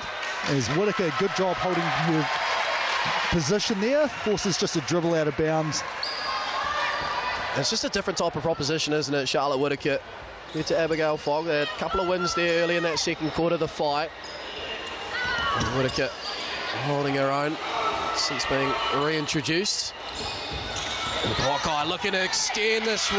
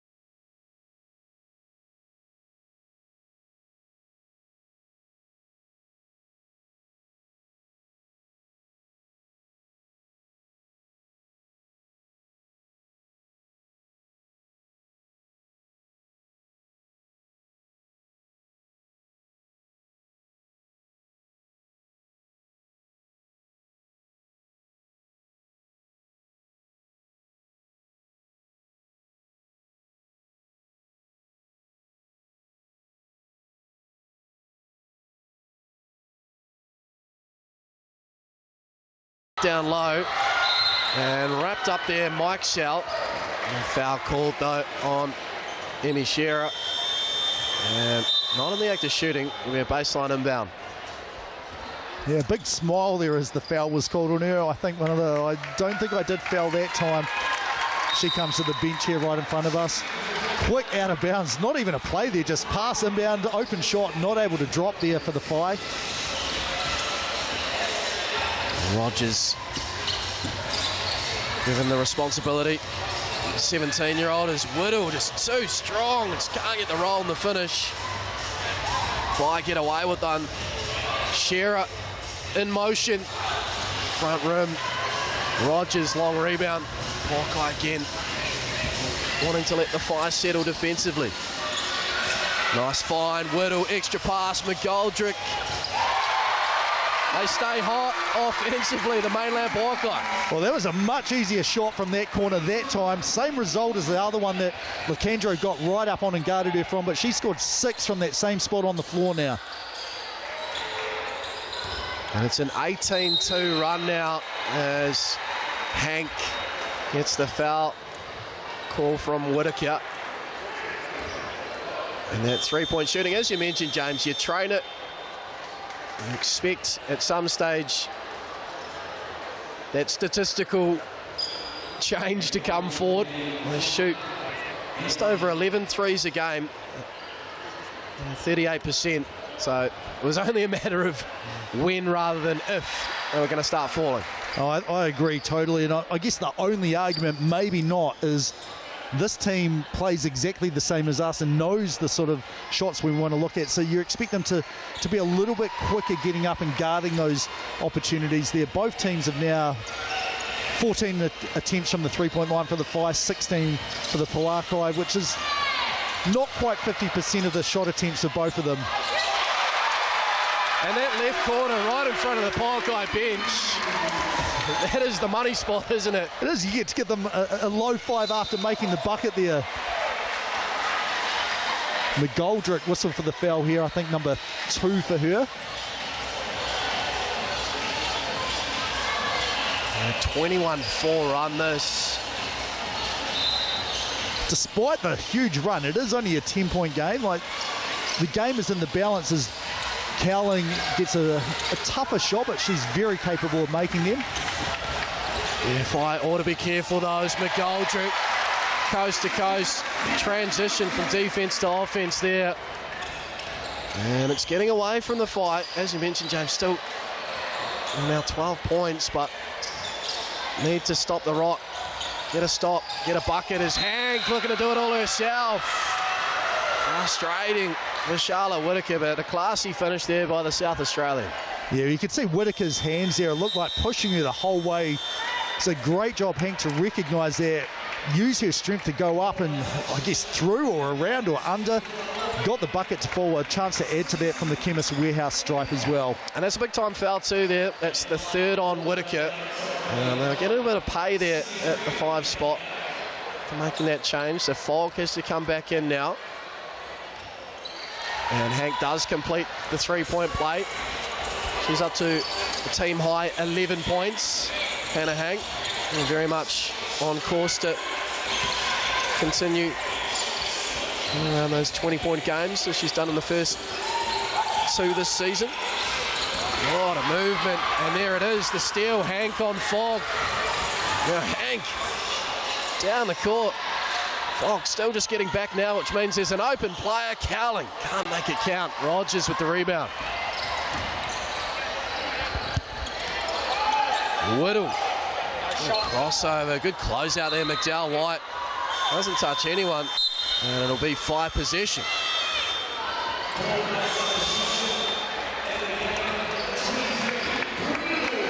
Well, I'm almost wondering, you can't use a coach timeout, but as a player timeout, you normally want to have them towards the end of the quarter. Well, here we go. Look at that, a chance to kind of settle the nerves. What do we want to do in the next 74 seconds here so we go into halftime feeling good about ourselves? Oh, Rain Man here, James Lissaman, just predicting the future. But a BNZ player timeout, well, you've got to use it, don't you? You only get 1.5. It doesn't carry over to the second half. Great opportunity to discuss our BNZ player timeout. And tickets to the big game, scan that QR code there. A chance to win tickets. Come and enjoy it in person. It is just as good, if not better, in the broadcast. You're mentioning in Rapid League, James, a Canterbury school taking that opportunity. No, definitely. It's Kaiapoi North. I haven't been able to see where they are, but I helped deliver the tickets to the husband of the teacher which had organised it. Right. So Shearer can't get that to go, but staying with it. And the second attempt doesn't fall. Last touch by Hannah Hank. And the Pouākai will get it back. 1 minute and change. 46-37. Really fascinating second quarter this. The Whai came out swinging, opened up a 7-point lead. Pouākai have gone on a run since. There you go. Get it back from Fogg. This match up again. McDowell White, Jaeger, Morgan Jaeger just hangs on the front iron, rebounded by Hank. And a whistle and a foul. And I believe we're into bonus territory again, James. Free throws forthcoming. Yeah, and Jaeger there. Inadvertent tap of the head. You can see here, I didn't mean to do that. I got whistled for it. You know, still good sportspersonship between the two teams here. You recognise these players are playing hard and working hard in the game. We're on the upper hand at the moment, so probably a little bit happier despite being called for the foul.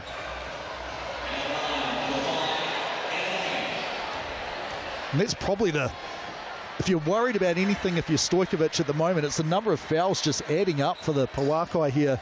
We can see it on the big scoreboard. It looks like it's over double what the Whai have at the moment, or very close to it. Hank makes both free throws, cuts Pouākai's lead to 7.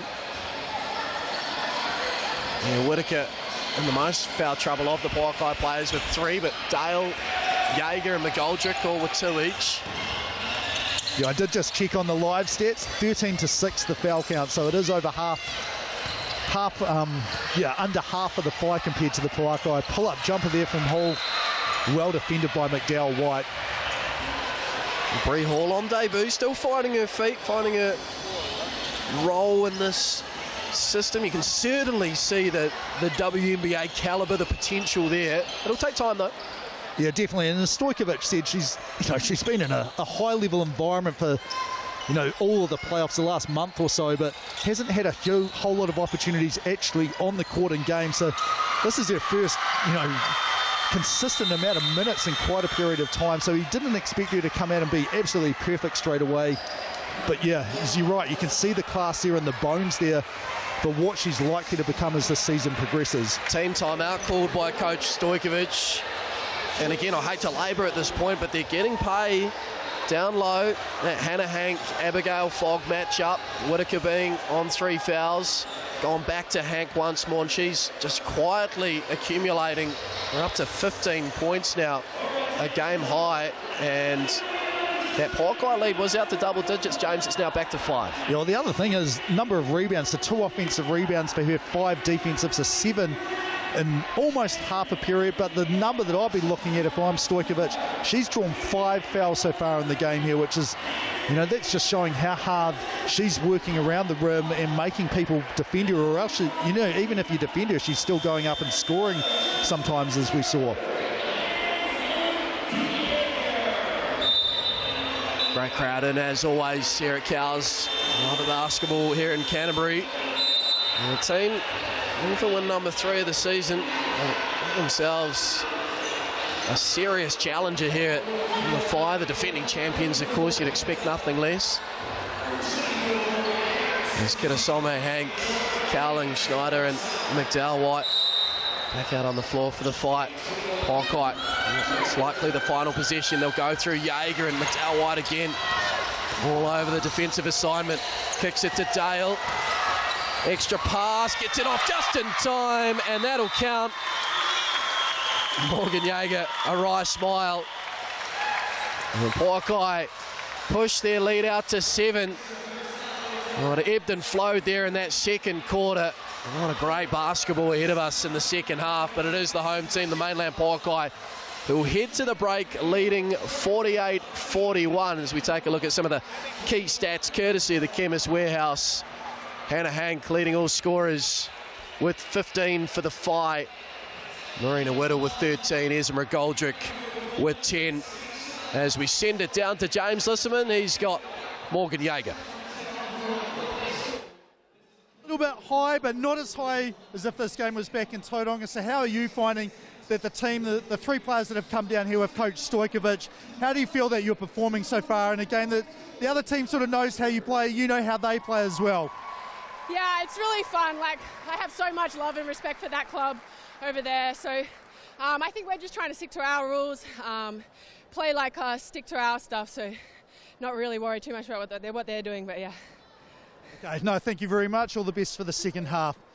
Then Hannah, you've had a really good game drawing fouls, scoring, sometimes drawing fouls as well, making buckets as well. How have you found coming in, playing against who you know was the coach of the team last year, a couple of players who played as well?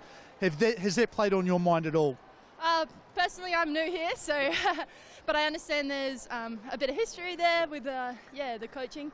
But no, I think we're really focused on being us today and just doing the little things well and focused on our game. But yeah. No, awesome. It's been a very exciting first half. I'm hoping the second half carries on much the same way, so appreciate the time. Thank you. Thanks, man. Thank you, James. Plenty more to come here from Cowles Stadium. We have ourselves a good one. It's the Pouākai leading the Whai 48-41.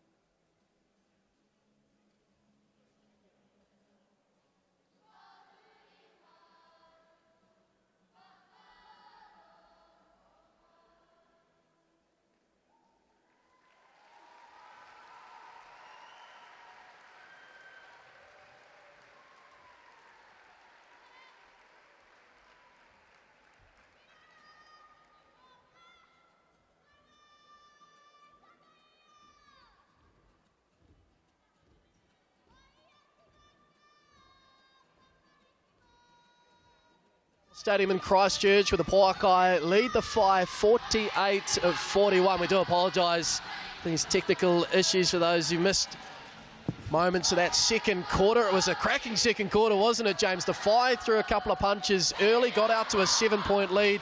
Pouākai came roaring back, but as we can see via our live stats courtesy of the Chemist Warehouse, plenty of contributions across the floor. It's a really even matchup. No, it's very, very exciting. And as you said, it's like which team has the ascendancy at whatever point of the game you're looking at. Whai were up by 7, all of a sudden 10-0 run for the Pouākai. They were up 3 and then they tack on another 8-2 run on top of that. But for the Whai, they took their player timeout as they've run out of team ones, able to come back and sort of close the margin to 7 here at half-time. Been really impressed by Hannah Hank. That stat, it should read 15. She has been very effective down low. Really liking the matchup with Abigail Fogg there. As we see rebounds, we've seen all sorts of players crashing through. The battle of the glass has been one to watch too.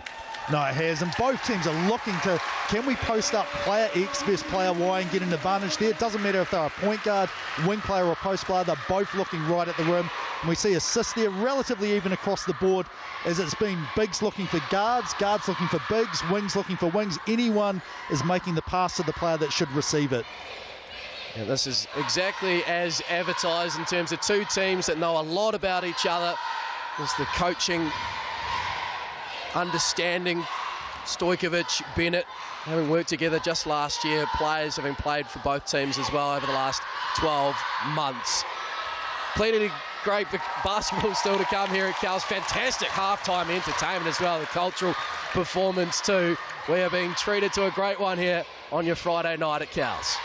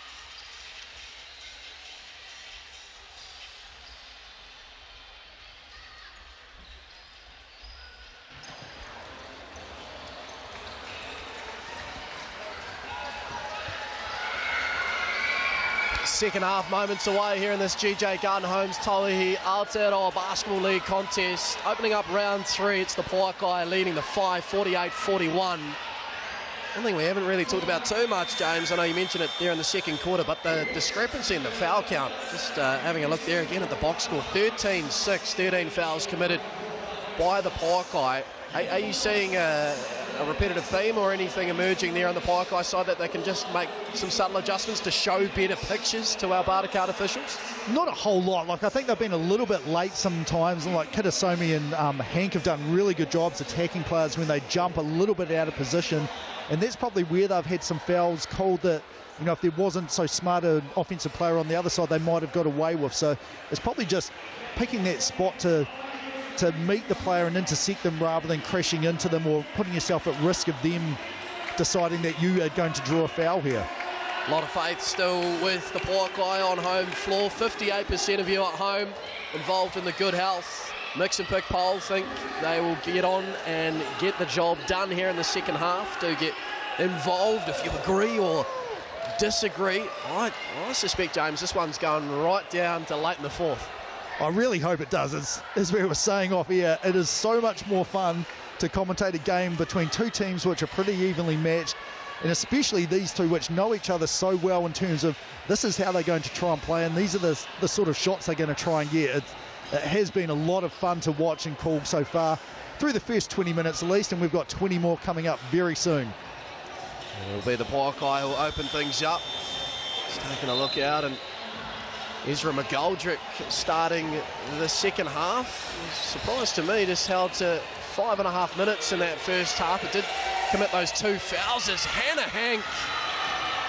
And she has been a menace defensively. Oh, it's not just defensively, it's down this end as well, drawing 5 of those 13 fouls against the Pouākai. She has been a workhorse inside. Late in the clock here, Snyder will have to go for broke herself, and lovely closeout. McKenna Dale. I think she was communicating that it was touched by Dale, but in actual fact, great spot by the Bartercard official. It was actually a shot clock violation. The ball didn't go out on top. Yeah, I was wondering that, like, you probably don't want to leave it up to the officials. Just grab the ball if it's right there. But when there's going to be a shot clock violation, okay, you can let that go as you'll get the ball anyway. The work there by Snyder. The floater doesn't go from Mike Sell. And Sharon out to Zippy for Whittle. And a business-like foul there committed by Jaeger. And that's the 14th foul on the Pouākai for the game. And a second on Morgan Jaeger. Well, that was Cowling here. This pass here made, who was that? Yeah, that was Whittle there. Turnaround, just totally lost where Shearer was.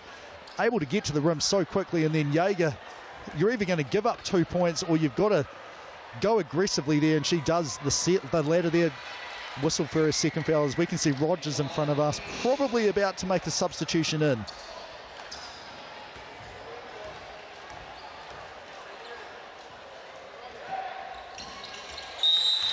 And here comes Rogers. And short, sharp bursts.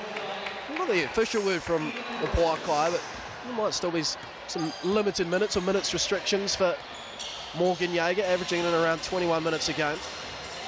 Yeah, you're right. I mean, 50 seconds into the half, she's just, you know, had a slice of orange and a sit down. I feel like she could go a little bit longer. Well, it can also be like, I trust my bench so much that we probably need you. We're going to need you later and later. So and 3 fouls. I'm not dismissing Coach Stojkovic. I just think, you know, you brought your key player down. Yep. You trust her too. You're absolutely right, James. The trust in Emma Rogers as well at the age of 17, excuse me. But a lot happening off the ball here. Oh, I saw that one. Mike Sell was ready to break out, and he was at number 5 there. Shearer wrapped her arm around her. And now, yep, she's heading to the bench with 3 fouls as well. She is the only 5 member who has more than 1 foul. It's a delicate dance, though, with the 5 fouls, and your night is done in season 2025 as Rogers can't get that pass over the outstretched hand of Snyder. He's really set the tone at the defensive end. Workhorse and Hannah Hank in absolutely everything as Cowling pulls up from downtown. Rogers with the long rebound. You're surprised that almost went through Whittle's arm straight to Rogers there. Whittle head down and Snyder again. Well, those last two possessions, the previous one went in a little bit, recognised there was going to be a pass, started rotating out. That time the block, and now helps her team get 2 points there. Great pass inside as well. Really like the body language here of the Fly coming out in the second half. Pouākai yet to have a second half point. And now a moving screen, I believe. No, it's whistled on 44, so McKenna Dale. Yep. And that might be foul number 3. So now we've got 3 Pouākai players on 3. As Charlotte Whitaker comes back in. You can see there McGoldrick saying, why did you take me out? It may have been, well, I thought that foul was called on you, because us here, we didn't see what Dale did either, and it almost seemed like everyone else thought it was the screen action there that was the foul called on. Snyder, pinpoint pass. That connection, Snyder and Hank, they know exactly what the other wants. And all of a sudden, James, 1 point game. Oh, it's a game of runs, and that is a big crash there. Dale whistled for another foul there. Yeah, the charge call is going to go on Dale. The feet were set. Frustration evident there on McKenna Dale. Let's take a second look. Oh, you hate to see that, but I think that was the right call. Yeah, I think so too, and it may have been that elbow getting lifted as well, but I mean, right here, you are lucky when you have a whole lot of depth. Yeah, I mean, alluded to it. Is the foul something to worry about? Not really at half-time, but right now, yeah, it probably is. Well, this is not the night that McKenna Dale would have envisaged against her former team, the Tauranga Whai. She's been held scoreless, which is very uncharacteristic. And now on 4 fouls, has to take a seat early in the third quarter. Snyder going to have to put up a prayer, a little loose there offensively by the Whai, doesn't go. Mike Sell with the rebound. Interesting seeing Mike Sell on ball. Morgan Jaeger over in the corner for the time being. Bree Hall back into the game. Here is Taylor Mike Sell. And lid on the cylinder down there for the Pouākai, still without a basket in the second half. Yeah, I mean, you'll be very happy with that shot attempt there. Like, the process was great. As Jaeger, number 4, I think. Yep. And that was one of those ones, just if you're marginally late, the Whai have been so good at drawing that contact or accentuating it. No need to accentuate that. That was definite late. And Stojkovic has said, I need to change something right now as our lead has dwindled all the way down to a solitary point. He could be completely gone, and you just look down the right end of the gym and the body language completely different for the Whai. They have come out with a hiss and a roar again, just as they started the second quarter, James. They've done so here in the third, closed the gap, and those adjustments. Sometimes, you know, you might think you've made the adjustment in terms of the picture you want to present to the Bartercard officials, but it's one thing to think it, it's another thing to execute it. It might be just something so minuscule, but still the fouls are being committed. And you look up at the stadium scoreboard, Jaeger on 4, Dale on 4, Whitaker on 3, and you look over on the other side, as you mentioned earlier, just Emmy Shearer on 3, 4 other Whai players on 1. I also think, like, Lena Snyder, those last couple of possessions, 2 stops in a row and then created 2 points for her team. Like, that's the sort of stuff that can really lift you, where you're like, you haven't scored a point there, and that you have stopped 4 points or maybe 6 points and helped create 2 points for your team. Like basically a 6-point swing in 3 possessions worth of action. 17-7, the foul count. From a team perspective, 17 committed by the Pouākai. As Hannah Hank, who has spent plenty of time at the Chemist Warehouse stripe. I don't want to jinx her, but she is 8 for 8 from the night at the charity stripe. and up to 20 points. Yeah, I feel like her average is going to creep up a little bit after this game, as she's very, very close to it. I'd say she had 21 and 23 in her 2 previous games, so yeah, 21 points now, almost at that with 16 and change minutes to go. And the 9th lead change of the night as the Whai are back in front, 49-48. Mikesell at the point position momentarily. Taylor Mikesell, great help defence, but late whistle. And a rear foul has to be called on the Whai. And it's on Lena Snyder. That's just her first. Yeah, and you can see her, a bit of a wry smile there. I thought she came across, well, she did come across, get the block, but it's probably on the landing, if we're able to see it, where she came down after getting the ball. And I was going to say, man, she is all over the court defensively. Just marginally late there is Mikesell. This may be a chance to sort of calm things down. Makes the first free throw there.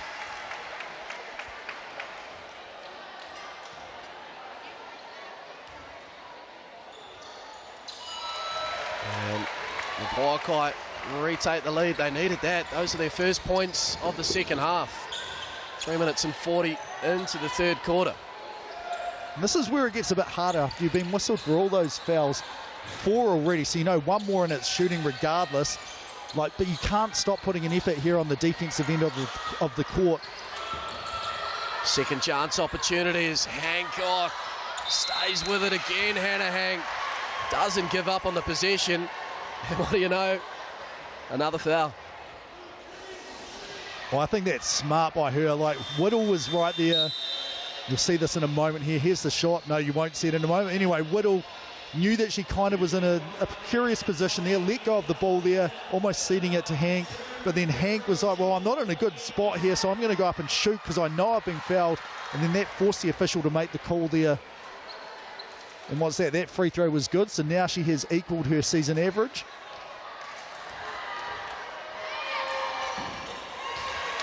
Now she's equaled her season high, and I think she'll make a new season high by quite a distance the way things are going tonight. There's Whittle now taking things into her own hands. Marina Whittle and a travel.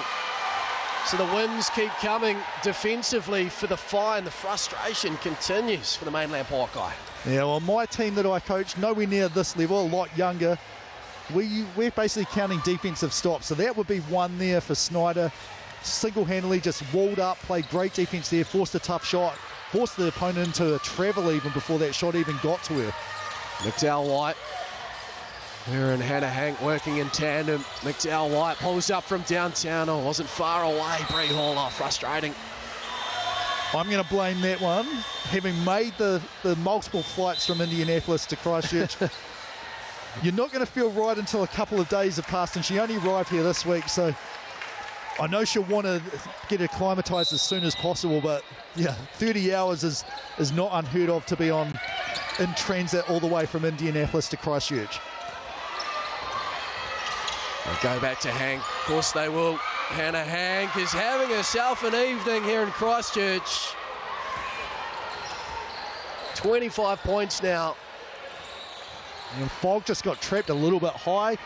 Hank, really smart player, tack the rim, go up and strong, finish against whoever's left there, as no one really wants to foul. Is great finish. Hall there, a little bit of a bump, makes the bucket anyway. Yeah, embrace that contact there, Bree Hall. Showing what she's capable of at the offensive end. Once again, fighting for positioning. Hall and Fogg. McDowell White says, while that's going on, I'm just going to go myself, and a call goes the other way. Hannah Hank, the foul's on the South Australian. Just her first, but a mini points win, James, for Abigail Fogg and all the work she's doing down there in the paint. I was watching and I was like, I think something has to be called. I have no idea. As it was basically, I'm grabbing you. No, you're grabbing me. No, I'm grabbing you. And then a little push off at the end. And Violiki was like, okay, I need to call something now and settle this down a little bit. I don't know if it'll have what he hopes will happen, though. Well, Hannah Hank is going to take a little breather as Cowling just steals it away from Hall. Shearer the other way, unselfish pass. Snyder, Cowling. Lacandro from downtown. Well, you won't want to take another timeout here. Pouākai, it's slipping away a little bit now, down 4 currently. Oh, lovely work, Rogers, the deceleration and then go. Classy finish. As the Whai push it the other way. Here's Lacandro, similar spot to where she drained it 3 moments ago. This time the pass, oh, Snyder, everything but. It would have been like, who do I want to go against on this shot here, as that one just doesn't drop. Hall though, long rebound, back of the iron. Work there by Whittle. And Fogg doesn't mind it from 3. Front of the iron, Lacandro tidies up. He's got a little bit helter-skelter in the last couple of possessions as Kirosome slows it down. Whai leading by 2. And the foul is called on Marina Whittle. It's 2 seconds, so of the Pouākai players, not in quite a precarious position. But it does mean free throws. It does, and I mean, this is where the Fire just... You can't play defense as aggressively as you want to, because you know there's the chance for fouls to be called, and they're making the most of this. Ava Jones making her first appearance in tonight's Tauihi League game as Kirosome hits that free throw there. But going back to the number of 3-point shot attempts going up for the Pouākai, they were shooting 28.6% in the first quarter, pushed that all the way up. 22% first quarter, 41% by half time. So we'll be feeling like we're shooting really well now. Let's keep it on rolling here. Has not been the case so far this quarter. Well, the confidence from Coach Stojkovic to go further down the bench and injects Ava Jones in. 16-year-old, originally out of Waimea College, now or soon to be at St Andrews? She is now, yeah, she's been here for 2 or 3 years, so didn't play in the secondary school nationals because she was away with the 16s. Yep. Excuse me, that's right. Didn't think I saw her on the sheet there, but great to see her injected into the mix here in the Tauihi contest. Bree Hall, top of the key. Will it count? Yes, it will. Well, that never looked like missing there. And I think it's against Fogg. Is this 67? It is. So the 6-7 call, I wonder if that's picked on purpose. I imagine it is. So the 3 will count, I think. And it's just going to be an off-ball foul, which then becomes 2 shots for the Fire because no team had possession, so it's not an offensive foul. Well, I'm glad you're here, James, because I was a little bit confused. But here we have it. You bang on. And who else other than Hannah Hank? He's had a mortgage down at this Chemist Warehouse Drive. Or maybe Hannah the foul magnet. Like, she's not even a foul merchant like Shai Gilgis-Alexander. Like, she just plays so hard and, you know, gets to the spot, draws fouls, attacks when she should.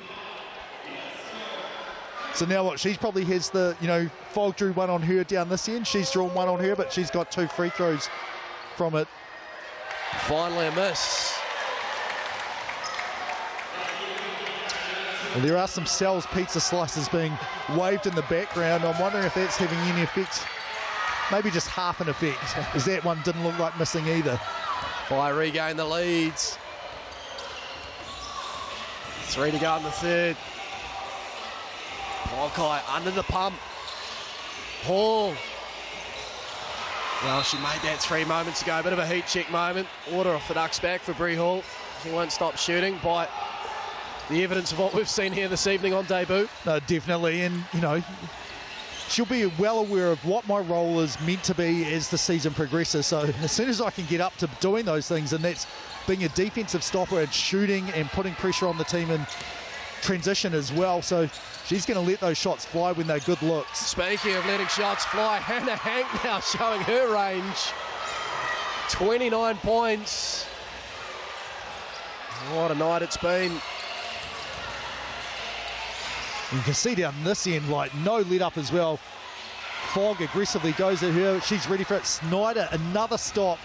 And lovely pass. Oh, the finish lacking though from Shearer.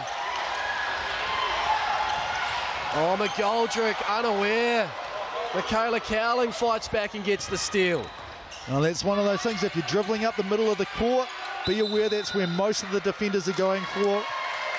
Snyder here saying, I was trying to get out, but Rogers was holding me. And Rogers saying, I'm good friends with you from last year, but we need the stop right now. Yeah, 3 in the key call. Stopping the fire in their tracks there. How about Lena Snyder and the work she's doing? All hustle.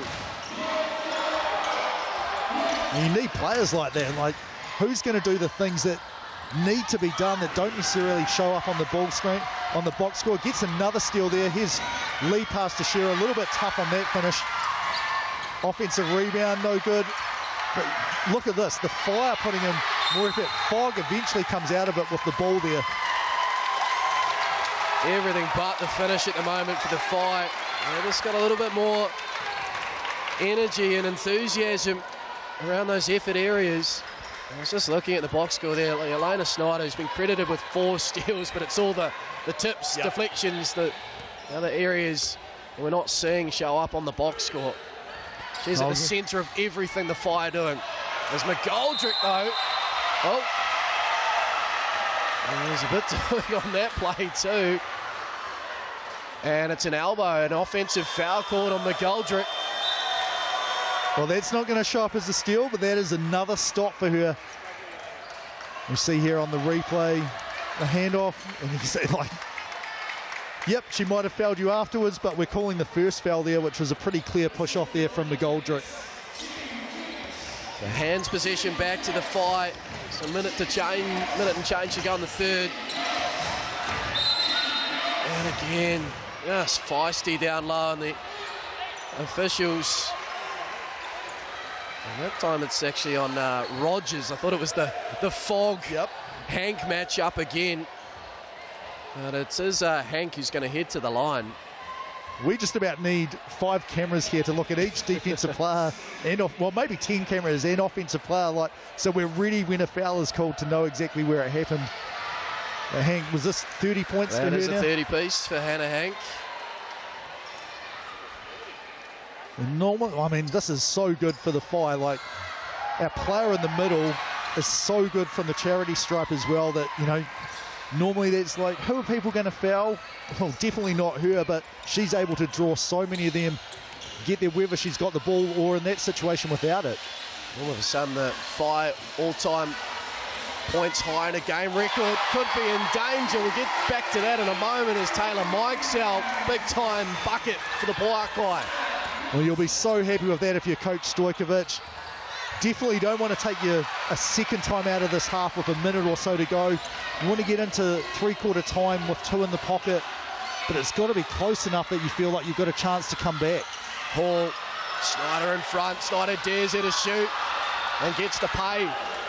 And the shot clock goes off. Last opportunity here for the Fire, leading by 3. McDowell White, the orchestrator. Gets the step on Rogers, the baseline cut from Shearer. It's almost like she knows how are they going to guard this and who's going to be open. This is what's going to happen right here. Fire leading 65-50. 10 minutes of basketball to come. Can the Pouākai respond?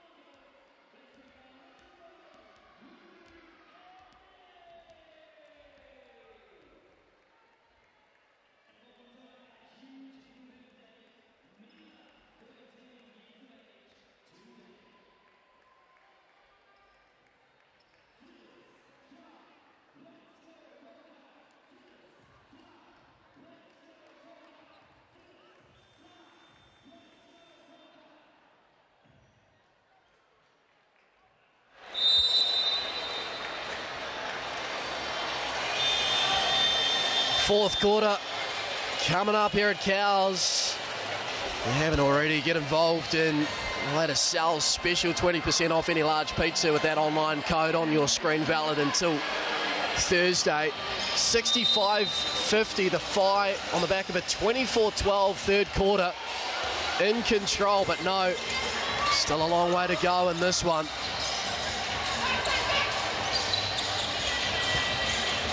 Thinking James of a possible MVP the game could be in this one. There's been so many key contributors. I know Hannah Hank's got herself 31 points, but I'm thinking about the intangibles, the glue of this team, and the impact that Lena Snyder has had on this ball game thus far. I mean, she stopped so many possessions, and I was just looking at the turnover numbers for the Pouākai. 5 at half-time, that's a pretty good job. Like, you're hitting for 10, which is okay.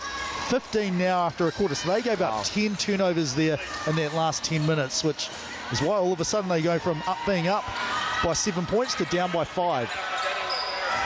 Dale back in on 4 fouls. Whittaker throws it up and missed the contact on the hip there from Hannah Hank. That's her third. And well, that's similar to the Pouākai fouls, like just a little bit late, moving a little bit too long, and then the foul gets drawn. And we see McKenna Dale just on screen there. She's in the game. So is Jaeger, I think, as well. And it's one of those things as a coach, you're like, well, when you get that 5th foul, I have no more choices to make. So if this is the time you're meant to play, I need you to go in and you need to play how we need the team to play. And if you foul out, then I'll deal with it after that. But I'm not going to keep you on the bench and let them win anyway because you're already in foul trouble. Hannah Hank on 31. The all-time record, of course, for Tauihi is held by a former Pouākai player, Mackenzie Forbes, with 39. The Whai record, 34. Tiana Clark back in the inaugural year, 2022. Was that the massive number of three-point I think drop? 33 of the 34 points were threes, 11 of them. So we'll keep an eye on that. The history perhaps beckons for Hannah Hank tonight. Whittaker, Hall. The ball movement here. Who's going to take control? Is Jaeger. Just slowly works in and away with attempts. And the Whai come the other way. Well, having Hank and Snyder like able to sort of dull that attack there from Jaeger, and then know that whoever's on the weak side is just going to clean up the rebounds. They just work so well guarding the rim. Can't get that one to go. Cowling from the elbow, but Hank hits the floor. And there's another foul committed by a Pouākai player. Just waiting to see who it was called on. Yeah, it was Charlotte Whittaker there, and she's saying, I think that was a flop there. I mean, we heard Hank hitting the ground so hard. Unfortunately, again, when you're looking somewhere else, we just about need 10 cameras to see where are all these off-ball fouls happening. That's the 4th on Whittaker. She joins Dale and Jaeger on 4. All of whom out there at the moment. There's the Whai. Follow it up. The share a miss. The Snyder make. It was a smart crash of the board there. You saw that, I think it was Dale on the ground there after taking a bit of contact inside the no-charge circle, knowing, well, there's going to be no one to box me out, so if it bounces this way, easy offensive rebound and putback. Whittaker, quick pull-up. Doesn't go from downtown. Perhaps a sign there of desperation. Still plenty of time to go, just a little under 8 minutes. And trailing by 7. There's Cowling. The 3-ball has eluded her. Hall the other way. Silky skills of Bree Hall. Look at that finish. And then just slings Snyder to the ground. Ought to be careful. Well, the level of physicality has picked up as this game has gone on, hasn't it? Like, it started off pretty like, you know, we're happy to be here and playing against you guys. We know a bunch of you. We know what you're going to do. Coaches have worked together for multiple years. But no one wants to lose this game now. And this is where we're seeing just that effort level and intensity pick up from both teams. And on top of that, there's a clear frustration around the discrepancy in fouls. Yep. You know, the Pouākai feel like they're being hard done by. Coach Stojkovic himself, just to our left, needs to be careful too, trying to get in the ear of the officials. It's Cowling, drives, crashes, and there a bit of pay, an offensive foul call this time as Dale puts her body on the line, and Cowling called for the charge.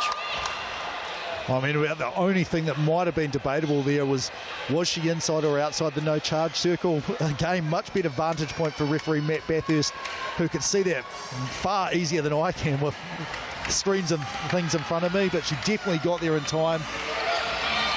And lucky there for Dale is she's able to stay on the court. 3 doesn't drop for her just there, though, so still looking to get those first points on the board. Yeah, hard to fathom. It just has been that kind of night for McKenna Dale, and that kind of night in terms of fouls for the Pouākai. More free throws coming here. Let's take another look. A drive by Shearer. Yeah, I mean, she did a good job of attacking through that little gap there. Mike Sell had been like, well, I'm going to try not foul you there, but Shearer said, well, actually, you are going to foul me here. Makes the first shot from the Chemist Warehouse stripe. And Shearer at the free throw line. Hannah Hank, unsurprisingly, leading our Good Health Game MVP voting so far with 31. It's the fine lead by 9. This is slipping away from the Pouākai, given the position they found themselves in. Leading by 7 at half-time, and her house, Lena Snyder, another steal. Well, I think that 13% may be wrong there for Snyder. She has definitely had a major impact in that game. As you can see, Stojkovic just walking up to the bench saying, I think I need my second time out here.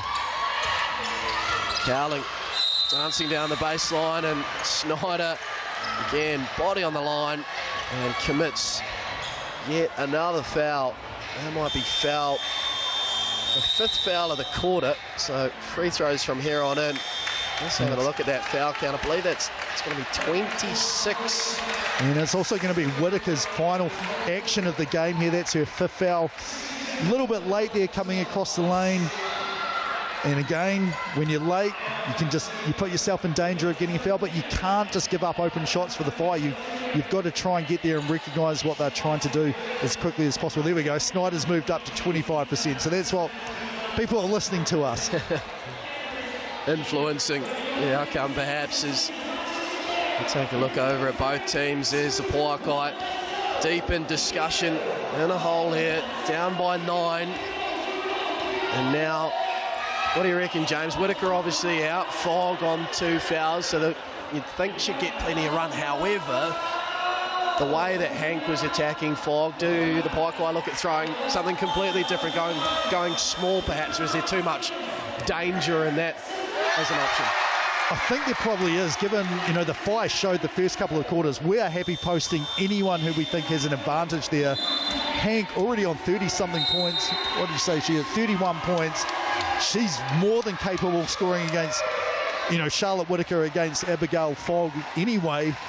So I think you're going to have as much size on the court as you can to try and just limit her ability to get to the rim and score.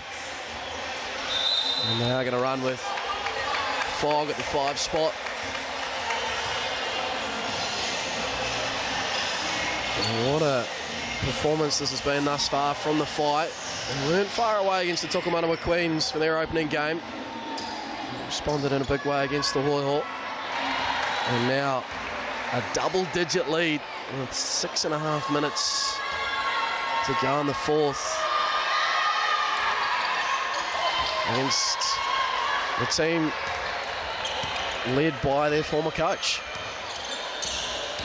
And Snyder just looking at her numbers there, 12 points, 8 rebounds, 4 assists, 4 turnovers, we'll probably gloss over there, but 5 steals as well. Just a bit of everything, like pretty close to if we could get a couple more blocks, a 5x5, she's got an opportunity for. It might be tough with 6 minutes to go, but not impossible. You wouldn't dismiss it the way she's going into absolutely everything.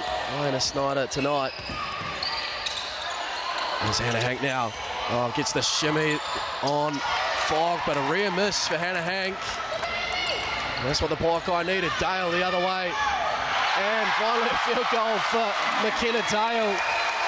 Well, that was just about her toughest shot of the night. Almost lost the ball to herself, but able to maintain composure and go up and score that one there. So is that the bucket that she needs to get herself going here? Yeah, back-to-back baskets. All of a sudden the crowd is back into it. Another stop here, and you feel like the momentum is swung. Snyder can't get it to go. They do get the stop. And Rogers, yeah, the foul's going to be called on Snyder. Certainly the foul first up. And a bit of a chuckle there between old teammates. It was Mike Sell, I think, the initial one here. We might say, yeah. Oh, no, sorry, it was Whittle there. Just recognising again, this rebound is going to be very tough to get. I'm going to tap it to a teammate of mine, and then, yeah, Snyder. I mean, the effort has been rewarded nearly every single play with steals, turnovers and blocks forced and things like that. So just immediately turn around. Unfortunately, a player there, crash into them, foul, easy call there for the officials. I really like this timeout from Coach Bennett in the fight. Could just notice the pendulum swinging back the way of the Pouākai. Back-to-back baskets, possession coming up, and a critical juncture. Right. A 3 here, a 2 at least, get it back to a 2-possession game. He's out to double digits just moments ago. No, you're right, and it's like the BNZ player timeouts. You can't take them through with you.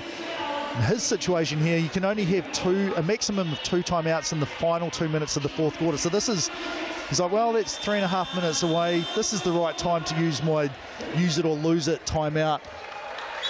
We'll see how they come out, though. There was that second quarter timeout he took, and that seemed to help the Pouākai, who had that massive run to sort of grab the lead after it. Yeah, big possession this, it feels, just in terms of momentum, confidence.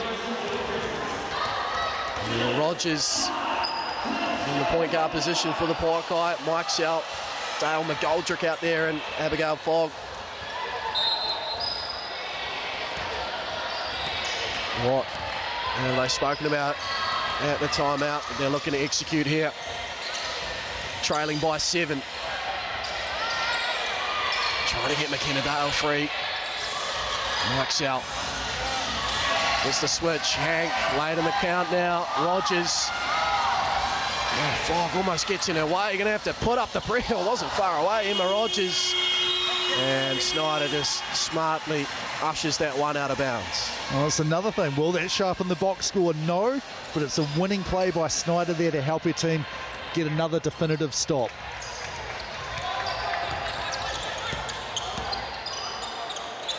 Fly after that timeout. What are they able to produce at the offensive end? McDowell White. Oh, that is just brilliant execution. Fogg got into that drop situation, and McDowell White, unmarked from the elbow, pushes it back out to 9. No, it's just a psychological win as well, like taking so much time off the clock, make the Pouākai play defense, and then you get that tough shot, you know, the pull-up shot, make it easily, and now knowing, oh, there's even less time to come back from, and we gave up more points. There's Hank, McDowell White.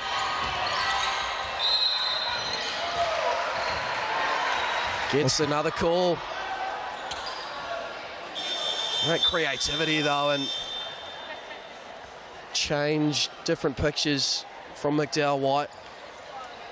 Remember Judd Flavel joining me in commentary a couple of times over the years and talking so much about the value of deceleration as much as getting downhill, and the hesitancy or the guessing that makes the defender get caught in 2 minds on occasion. No, like there's multiple sports where that's such a big thing now. Like, how much can you change speeds and direction, up, down, up again? You know, what's more important, like maximum top speed and how quickly you can get to it, you know, from in a straight sprint sort of thing, or like the ability to adjust so quickly and put the defense in a very tough situation. Close out there, Snyder again, one of those plays that won't show up on the box score. The close out on McGoldrick. Well, she may have tipped it because it came so short. It was hard to tell, though. Yeah. And this has been just what Coach Bennett would have wanted after that timeout. Late in the clock here, Snyder. Oh, halfway down, rebounded by McGoldrick. They've got to go, the Pouākai down by 10. Jaeger pulls up. Oh, just won't fall.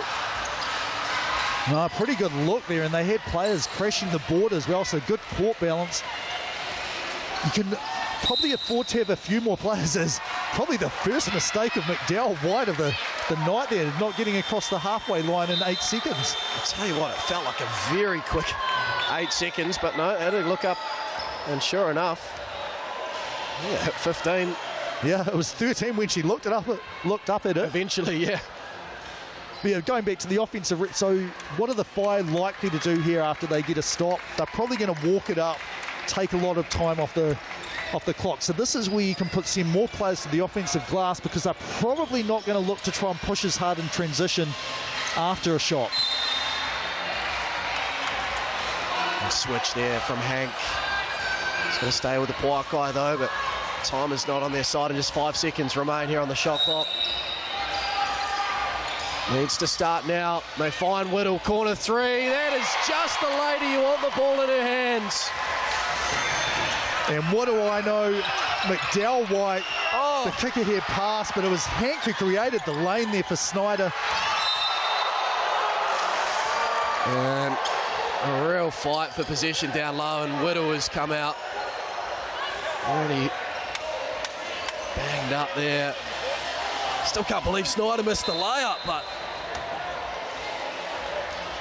And then we've just seen in front of us, Elijah Violeki, referee, giving a flop warning for down the other end, not what's just happened there, which means that applies to the entire team for the Pouākai. Next time someone's judged to sell some contact and fall over, the referees can call a technical foul if they see it, obviously, and judge it to be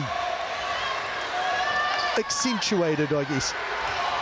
Whittle is back on her feet, and with the ball in her hands here, we know how capable she is. Leading the league in scoring so far. Whittle pushes that extra pass wisely to Jaeger. Back-to-back threes to the Pouākai. They're not done just yet. Well, that's what they needed, right? We've got to make some points, get some buckets going down. 2 threes in a row. All of a sudden, a 4-point game, just over 2 minutes to go. And all of a sudden, it's got loud here at Cowles. A couple of decibels at least as McDowell White loses the handle. Will go again. Jaeger stays in front. Oh, Jessie McDowell White. That is too good. Well, one mini mistake there. Shot, well, that 8-second violation, and then she gets another bucket in crunch time here. Jaeger wants the ball in her hands. Where's that 3-ball been? Well, it's arrived right when it matters most. And another 5 timeouts. 3 threes back to back to back. And the Pouākai cut it to 3. Well, are they a team that, I guess they heard the statistics there, like, well, we didn't shoot particularly well. We're due to make a whole lot now. What a time to make it, going from down 10 to all of a sudden down 3. Less than a minute, I think, overall. Probably lucky they didn't give up a layup on that fast break one, but apart from that, it's the other end of the court where they're now making the Whai pick their poison, I guess. All of a sudden, Morgan Jaeger up to 15 points in the first game against her former team. Marina Whittle's got going as well here in the 4th. She's up to 16. And they have managed to at least contain Hannah Hank a little bit more. She's been sitting in and around that 31-point mark for a fair chunk of this 4th quarter. 1:50 to play. It's the Whai who still have the lead, but momentum with the home team. We got ourselves a grandstand finish, James. We do. Like, it's exactly what we wanted. It's exactly what the crowd wanted as well. And it's the best time when you're in a game and no one has to lead the chance, I guess, inorganically. It's coming directly from the crowd there who's getting into this game now, appreciative of the effort down this end of the court where they've scored buckets, but also down this end where they've been able to get some stops without fouling all the time.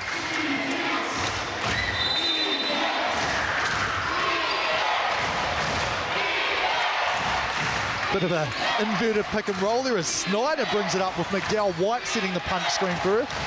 Here's Hank. McGoldrick marking up on the South Australian. What a cut by Shearer, and what a pass, Hannah Hank. Well, both teams know, like, there's that opportunity to cut from the corner when that player lifts up on defense. 5-point game.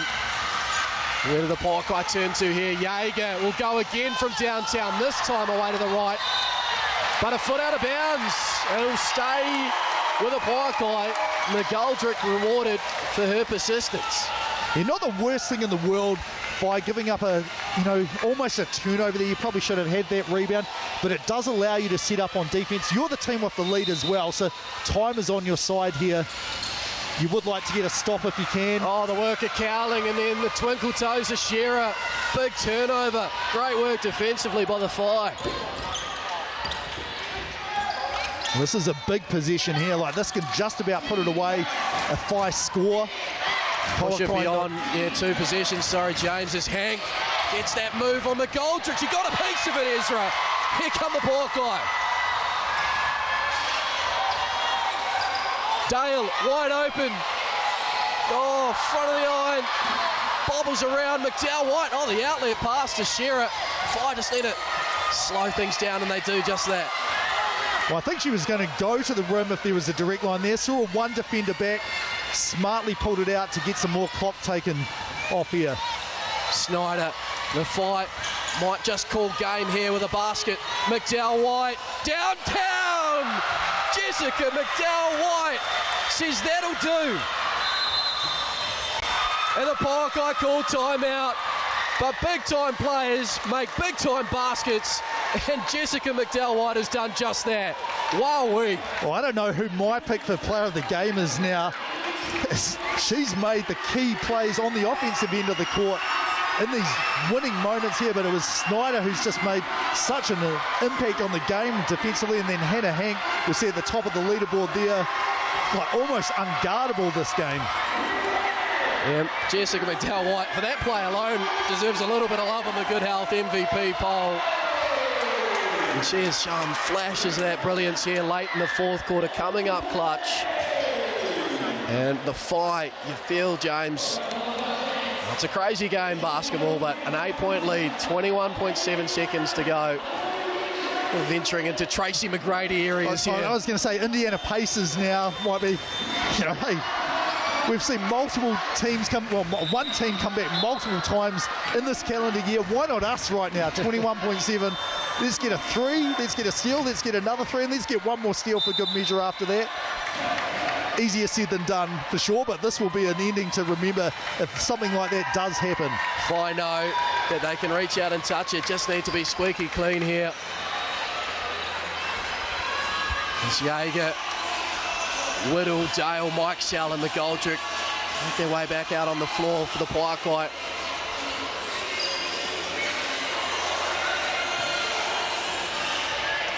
You want to be locked in defensively here on Whai. Don't want to give up anything pretty quickly, or an open 3 as well. But they know if they can force a couple of passes and a bit of confusion here, that'll make it much, much tougher for the Pouākai. Jaeger rifles it over to McGoldrick. Gotta go, Whittle. This has to fall. It doesn't. Tipped back by Morgan Jaeger. McGoldrick from downtown. That won't drop. Time though running out, even though the Pouākai are staying with it. Eventually a call comes off the third attempt. McKenna Dale will have free throws here. But it is too little, too late for the mainland Pouākai. What an effort this has been from the Tauranga Whai. Well, I think given how well these teams know each other and the swings of momentum, I would not be surprised when the Pouākai travel up to Tauranga if this is almost repaid in kind, and then the playoff matchup between these two teams would be awesome, and who knows what would happen then. Yeah, who knows? We might have just started a new rivalry in this Tauihi League. I don't know if we started it. I think any time coach leaves one team... I was not claiming it by no stretch. I'm all meant this is the first chapter in what feels like might be a rivalry given that familiarity. As a timeout is called late in this one. The Fire looking for the icing on top. We've been treated to a heck of a ball game. No, I think so. If you're a fan of basketball, you have enjoyed this game here. If you're a fan of the Pouākai, maybe not so much, but Tauranga Whai have come in and answered the call when they needed to. Seemed like everything was going the Pouakai's way late in that second quarter, and then those threes back to back in a row felt like, right, they're going to get over the hump here. Big time answers there from McDowell White. 6-point lead, 6 seconds to go. Like, this is miracle time for something to happen here. You need to almost steal the inbound, launch it, make it, steal the next inbound, maybe call a player timeout, and then you score that as well. So I guess not impossible, highly improbable though. Certainly is. And it's only fitting. Lena Snyder, Hannah Hank are going to be out there at the end. Such has been their impact on this ball game. Key contributions across the floor. Jessica McDowell White, of course, we've mentioned, come up big late. And Shira Michaela Cowling. It's been a real collective effort for those two ladies, Snyder and Hank. Sensational as they pass it around. Jaeger will foul with 1.4 to go. Well, that means her night is done as well, I think. Yep, foul number 5 for her. And no doubt the Pouakai will be frustrated, but plenty of games to come in this Tauihi competition. They'll drop to a 2-2 record. Such is the competitive nature of the competition thus far. It's fantastic to see the parity as Shira makes the first. I think you're going to look back if you're Stojkovic and say, man, it was that third quarter where we got in foul trouble that it kind of limited how we could play defensively a little bit. Yep. And just shots not dropping that we normally do make. Yeah, 24-12, third quarter it was in favour of the Whai. Having trailed 48-41 at the break. And BNZ player timeout. Become accustomed to playing right down the final seconds of the 40 minutes. You never quite know when you might find yourself in a situation where the game is on the line with 1.4 to go. There is Alex Stojkovic, plenty to contemplate for him. Of course, as we talked about in pre-game, it's a very quick turnaround for the Whai. We've got the 2 games in the round. Back in action on Sunday. As Whittle puts up a prayer, it's the backboard, and that'll do it. Smiles and hugs all around for the Tauranga Whai, and rightly so. They've come out of Christchurch and put together a fantastic performance to beat the Pouakai 85-77. As the 2 former coaches together, Stojkovic and Bennett, a warm embrace, plenty of respect shared there. As take a look at our good health game MVP, Hannah Hank, taking it out. Unsurprisingly so. She didn't get the Whai record in the end, but what a performance. A new high for her for the season. 31 points on 8 of 14 shooting, but it was her almost flawless effort at the Chemist Warehouse free throw stripe. 14 from 15. A double-double for good measure as well, coming away with 10 rebounds. A shout out to Elena Snyder as well. 12 points, 8 rebounds, 5 assists, the 5 steals and 2 blocks as well. Just a heck of a performance from Elena Snyder. This is just a lot of respect being shown between these 2 teams as we send it down to James, and he's got the 2 stars from the Whai, Elena Snyder and Hannah Hank. So Elena, first of all, pretty tough first half in terms of the Pouakai. I felt like everything was going their way. Defense really seemed to pick up, and I know the box score doesn't do everything you did, but we were watching the number of stops there. How did you feel that what you did on the defensive end really helped your team sort of turn around and grab the momentum you needed?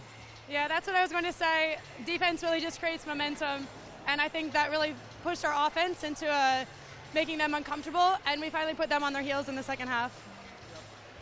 For the team, so Hannah, I know, actually no, I'll go back to you, Lena, because you were, no, she's kind of answered this question already. So knowing it's Coach Alex Stojkovic, 3 players here, motivation here, how happy are you for Tane Bennett to come away with a win away from home against, you know, the guy that he's been pretty close with for a number of years? Yeah, this is big for Tane, and all the respect to both coaches. They obviously put on a really good system, and we are familiar with each other, and that's what makes it fun. But Tane's worked really hard for this, so I'm really proud of him. Then for you, Hannah, an awful lot of fouls involving you, both one way and the other. How much do you enjoy the physicality between the two teams, but it didn't feel like it was, overly aggressive. It was in good competitive spirits, and that's why we had such a fantastic game here. How much did you enjoy playing this sort of game? Oh, yeah, it's a bunch of fun, and I think that White Live FIBA, you can respect that, and great group of girls, to go and compete against. So, now it's awesome fun, yeah. Oh, congratulations on the win. Have a safe trip, and then a bit of rest before your next game on Sunday afternoon. So, congratulations once more. Thank you to James, and our thanks to Hannah and Lena there, taking time for a chat. What a start to round 3 of the GJ Gardner-Holmes Tauihi Aotearoa League, where it's the Whai who've come down to Christchurch, the defending champions, and we've showcased exactly why they are defending champions, getting the job done to the tune of 85-77. Still to come this weekend. Just a reminder, the Southern Hoiho hosting the Tukumanawa Queens, 2 o'clock tomorrow for Rapid League, 3 o'clock into the Tauihi contest. And then it is the Whai back in action. A quick turnaround for them as we take a look at the upcoming fixtures. They head north now to Event Finder Stadium in Auckland. That'll be a cracking game as James joins me back in commentary. Kahu Whai Sunday afternoon. It should be. I mean, if they play like they did here, they'll be well placed to grab another win. But, it's the Kahu, that's their one game that they've been getting ready for this entire week. This is probably, it's always going to be the one that's getting the most focus. It's game number 1 in the week. But it's the same sort of systems. You know what they're going to be doing. So maybe a little bit quick, but get the bodies ready, get the mind focused on that game before you play these two teams once again. Yeah, looking forward to eventually seeing the Whai and the Pouākai do battle once more if we're treated to anything similar to what we've seen here tonight. That'll do us, folks, from Cowles Stadium in Christchurch. The Whai walk away with the chocolates. We hope you've enjoyed the coverage here from Christchurch. Please tune in to the remainder of the round. Coming up next, the Hoiho hosting the Queens tomorrow afternoon.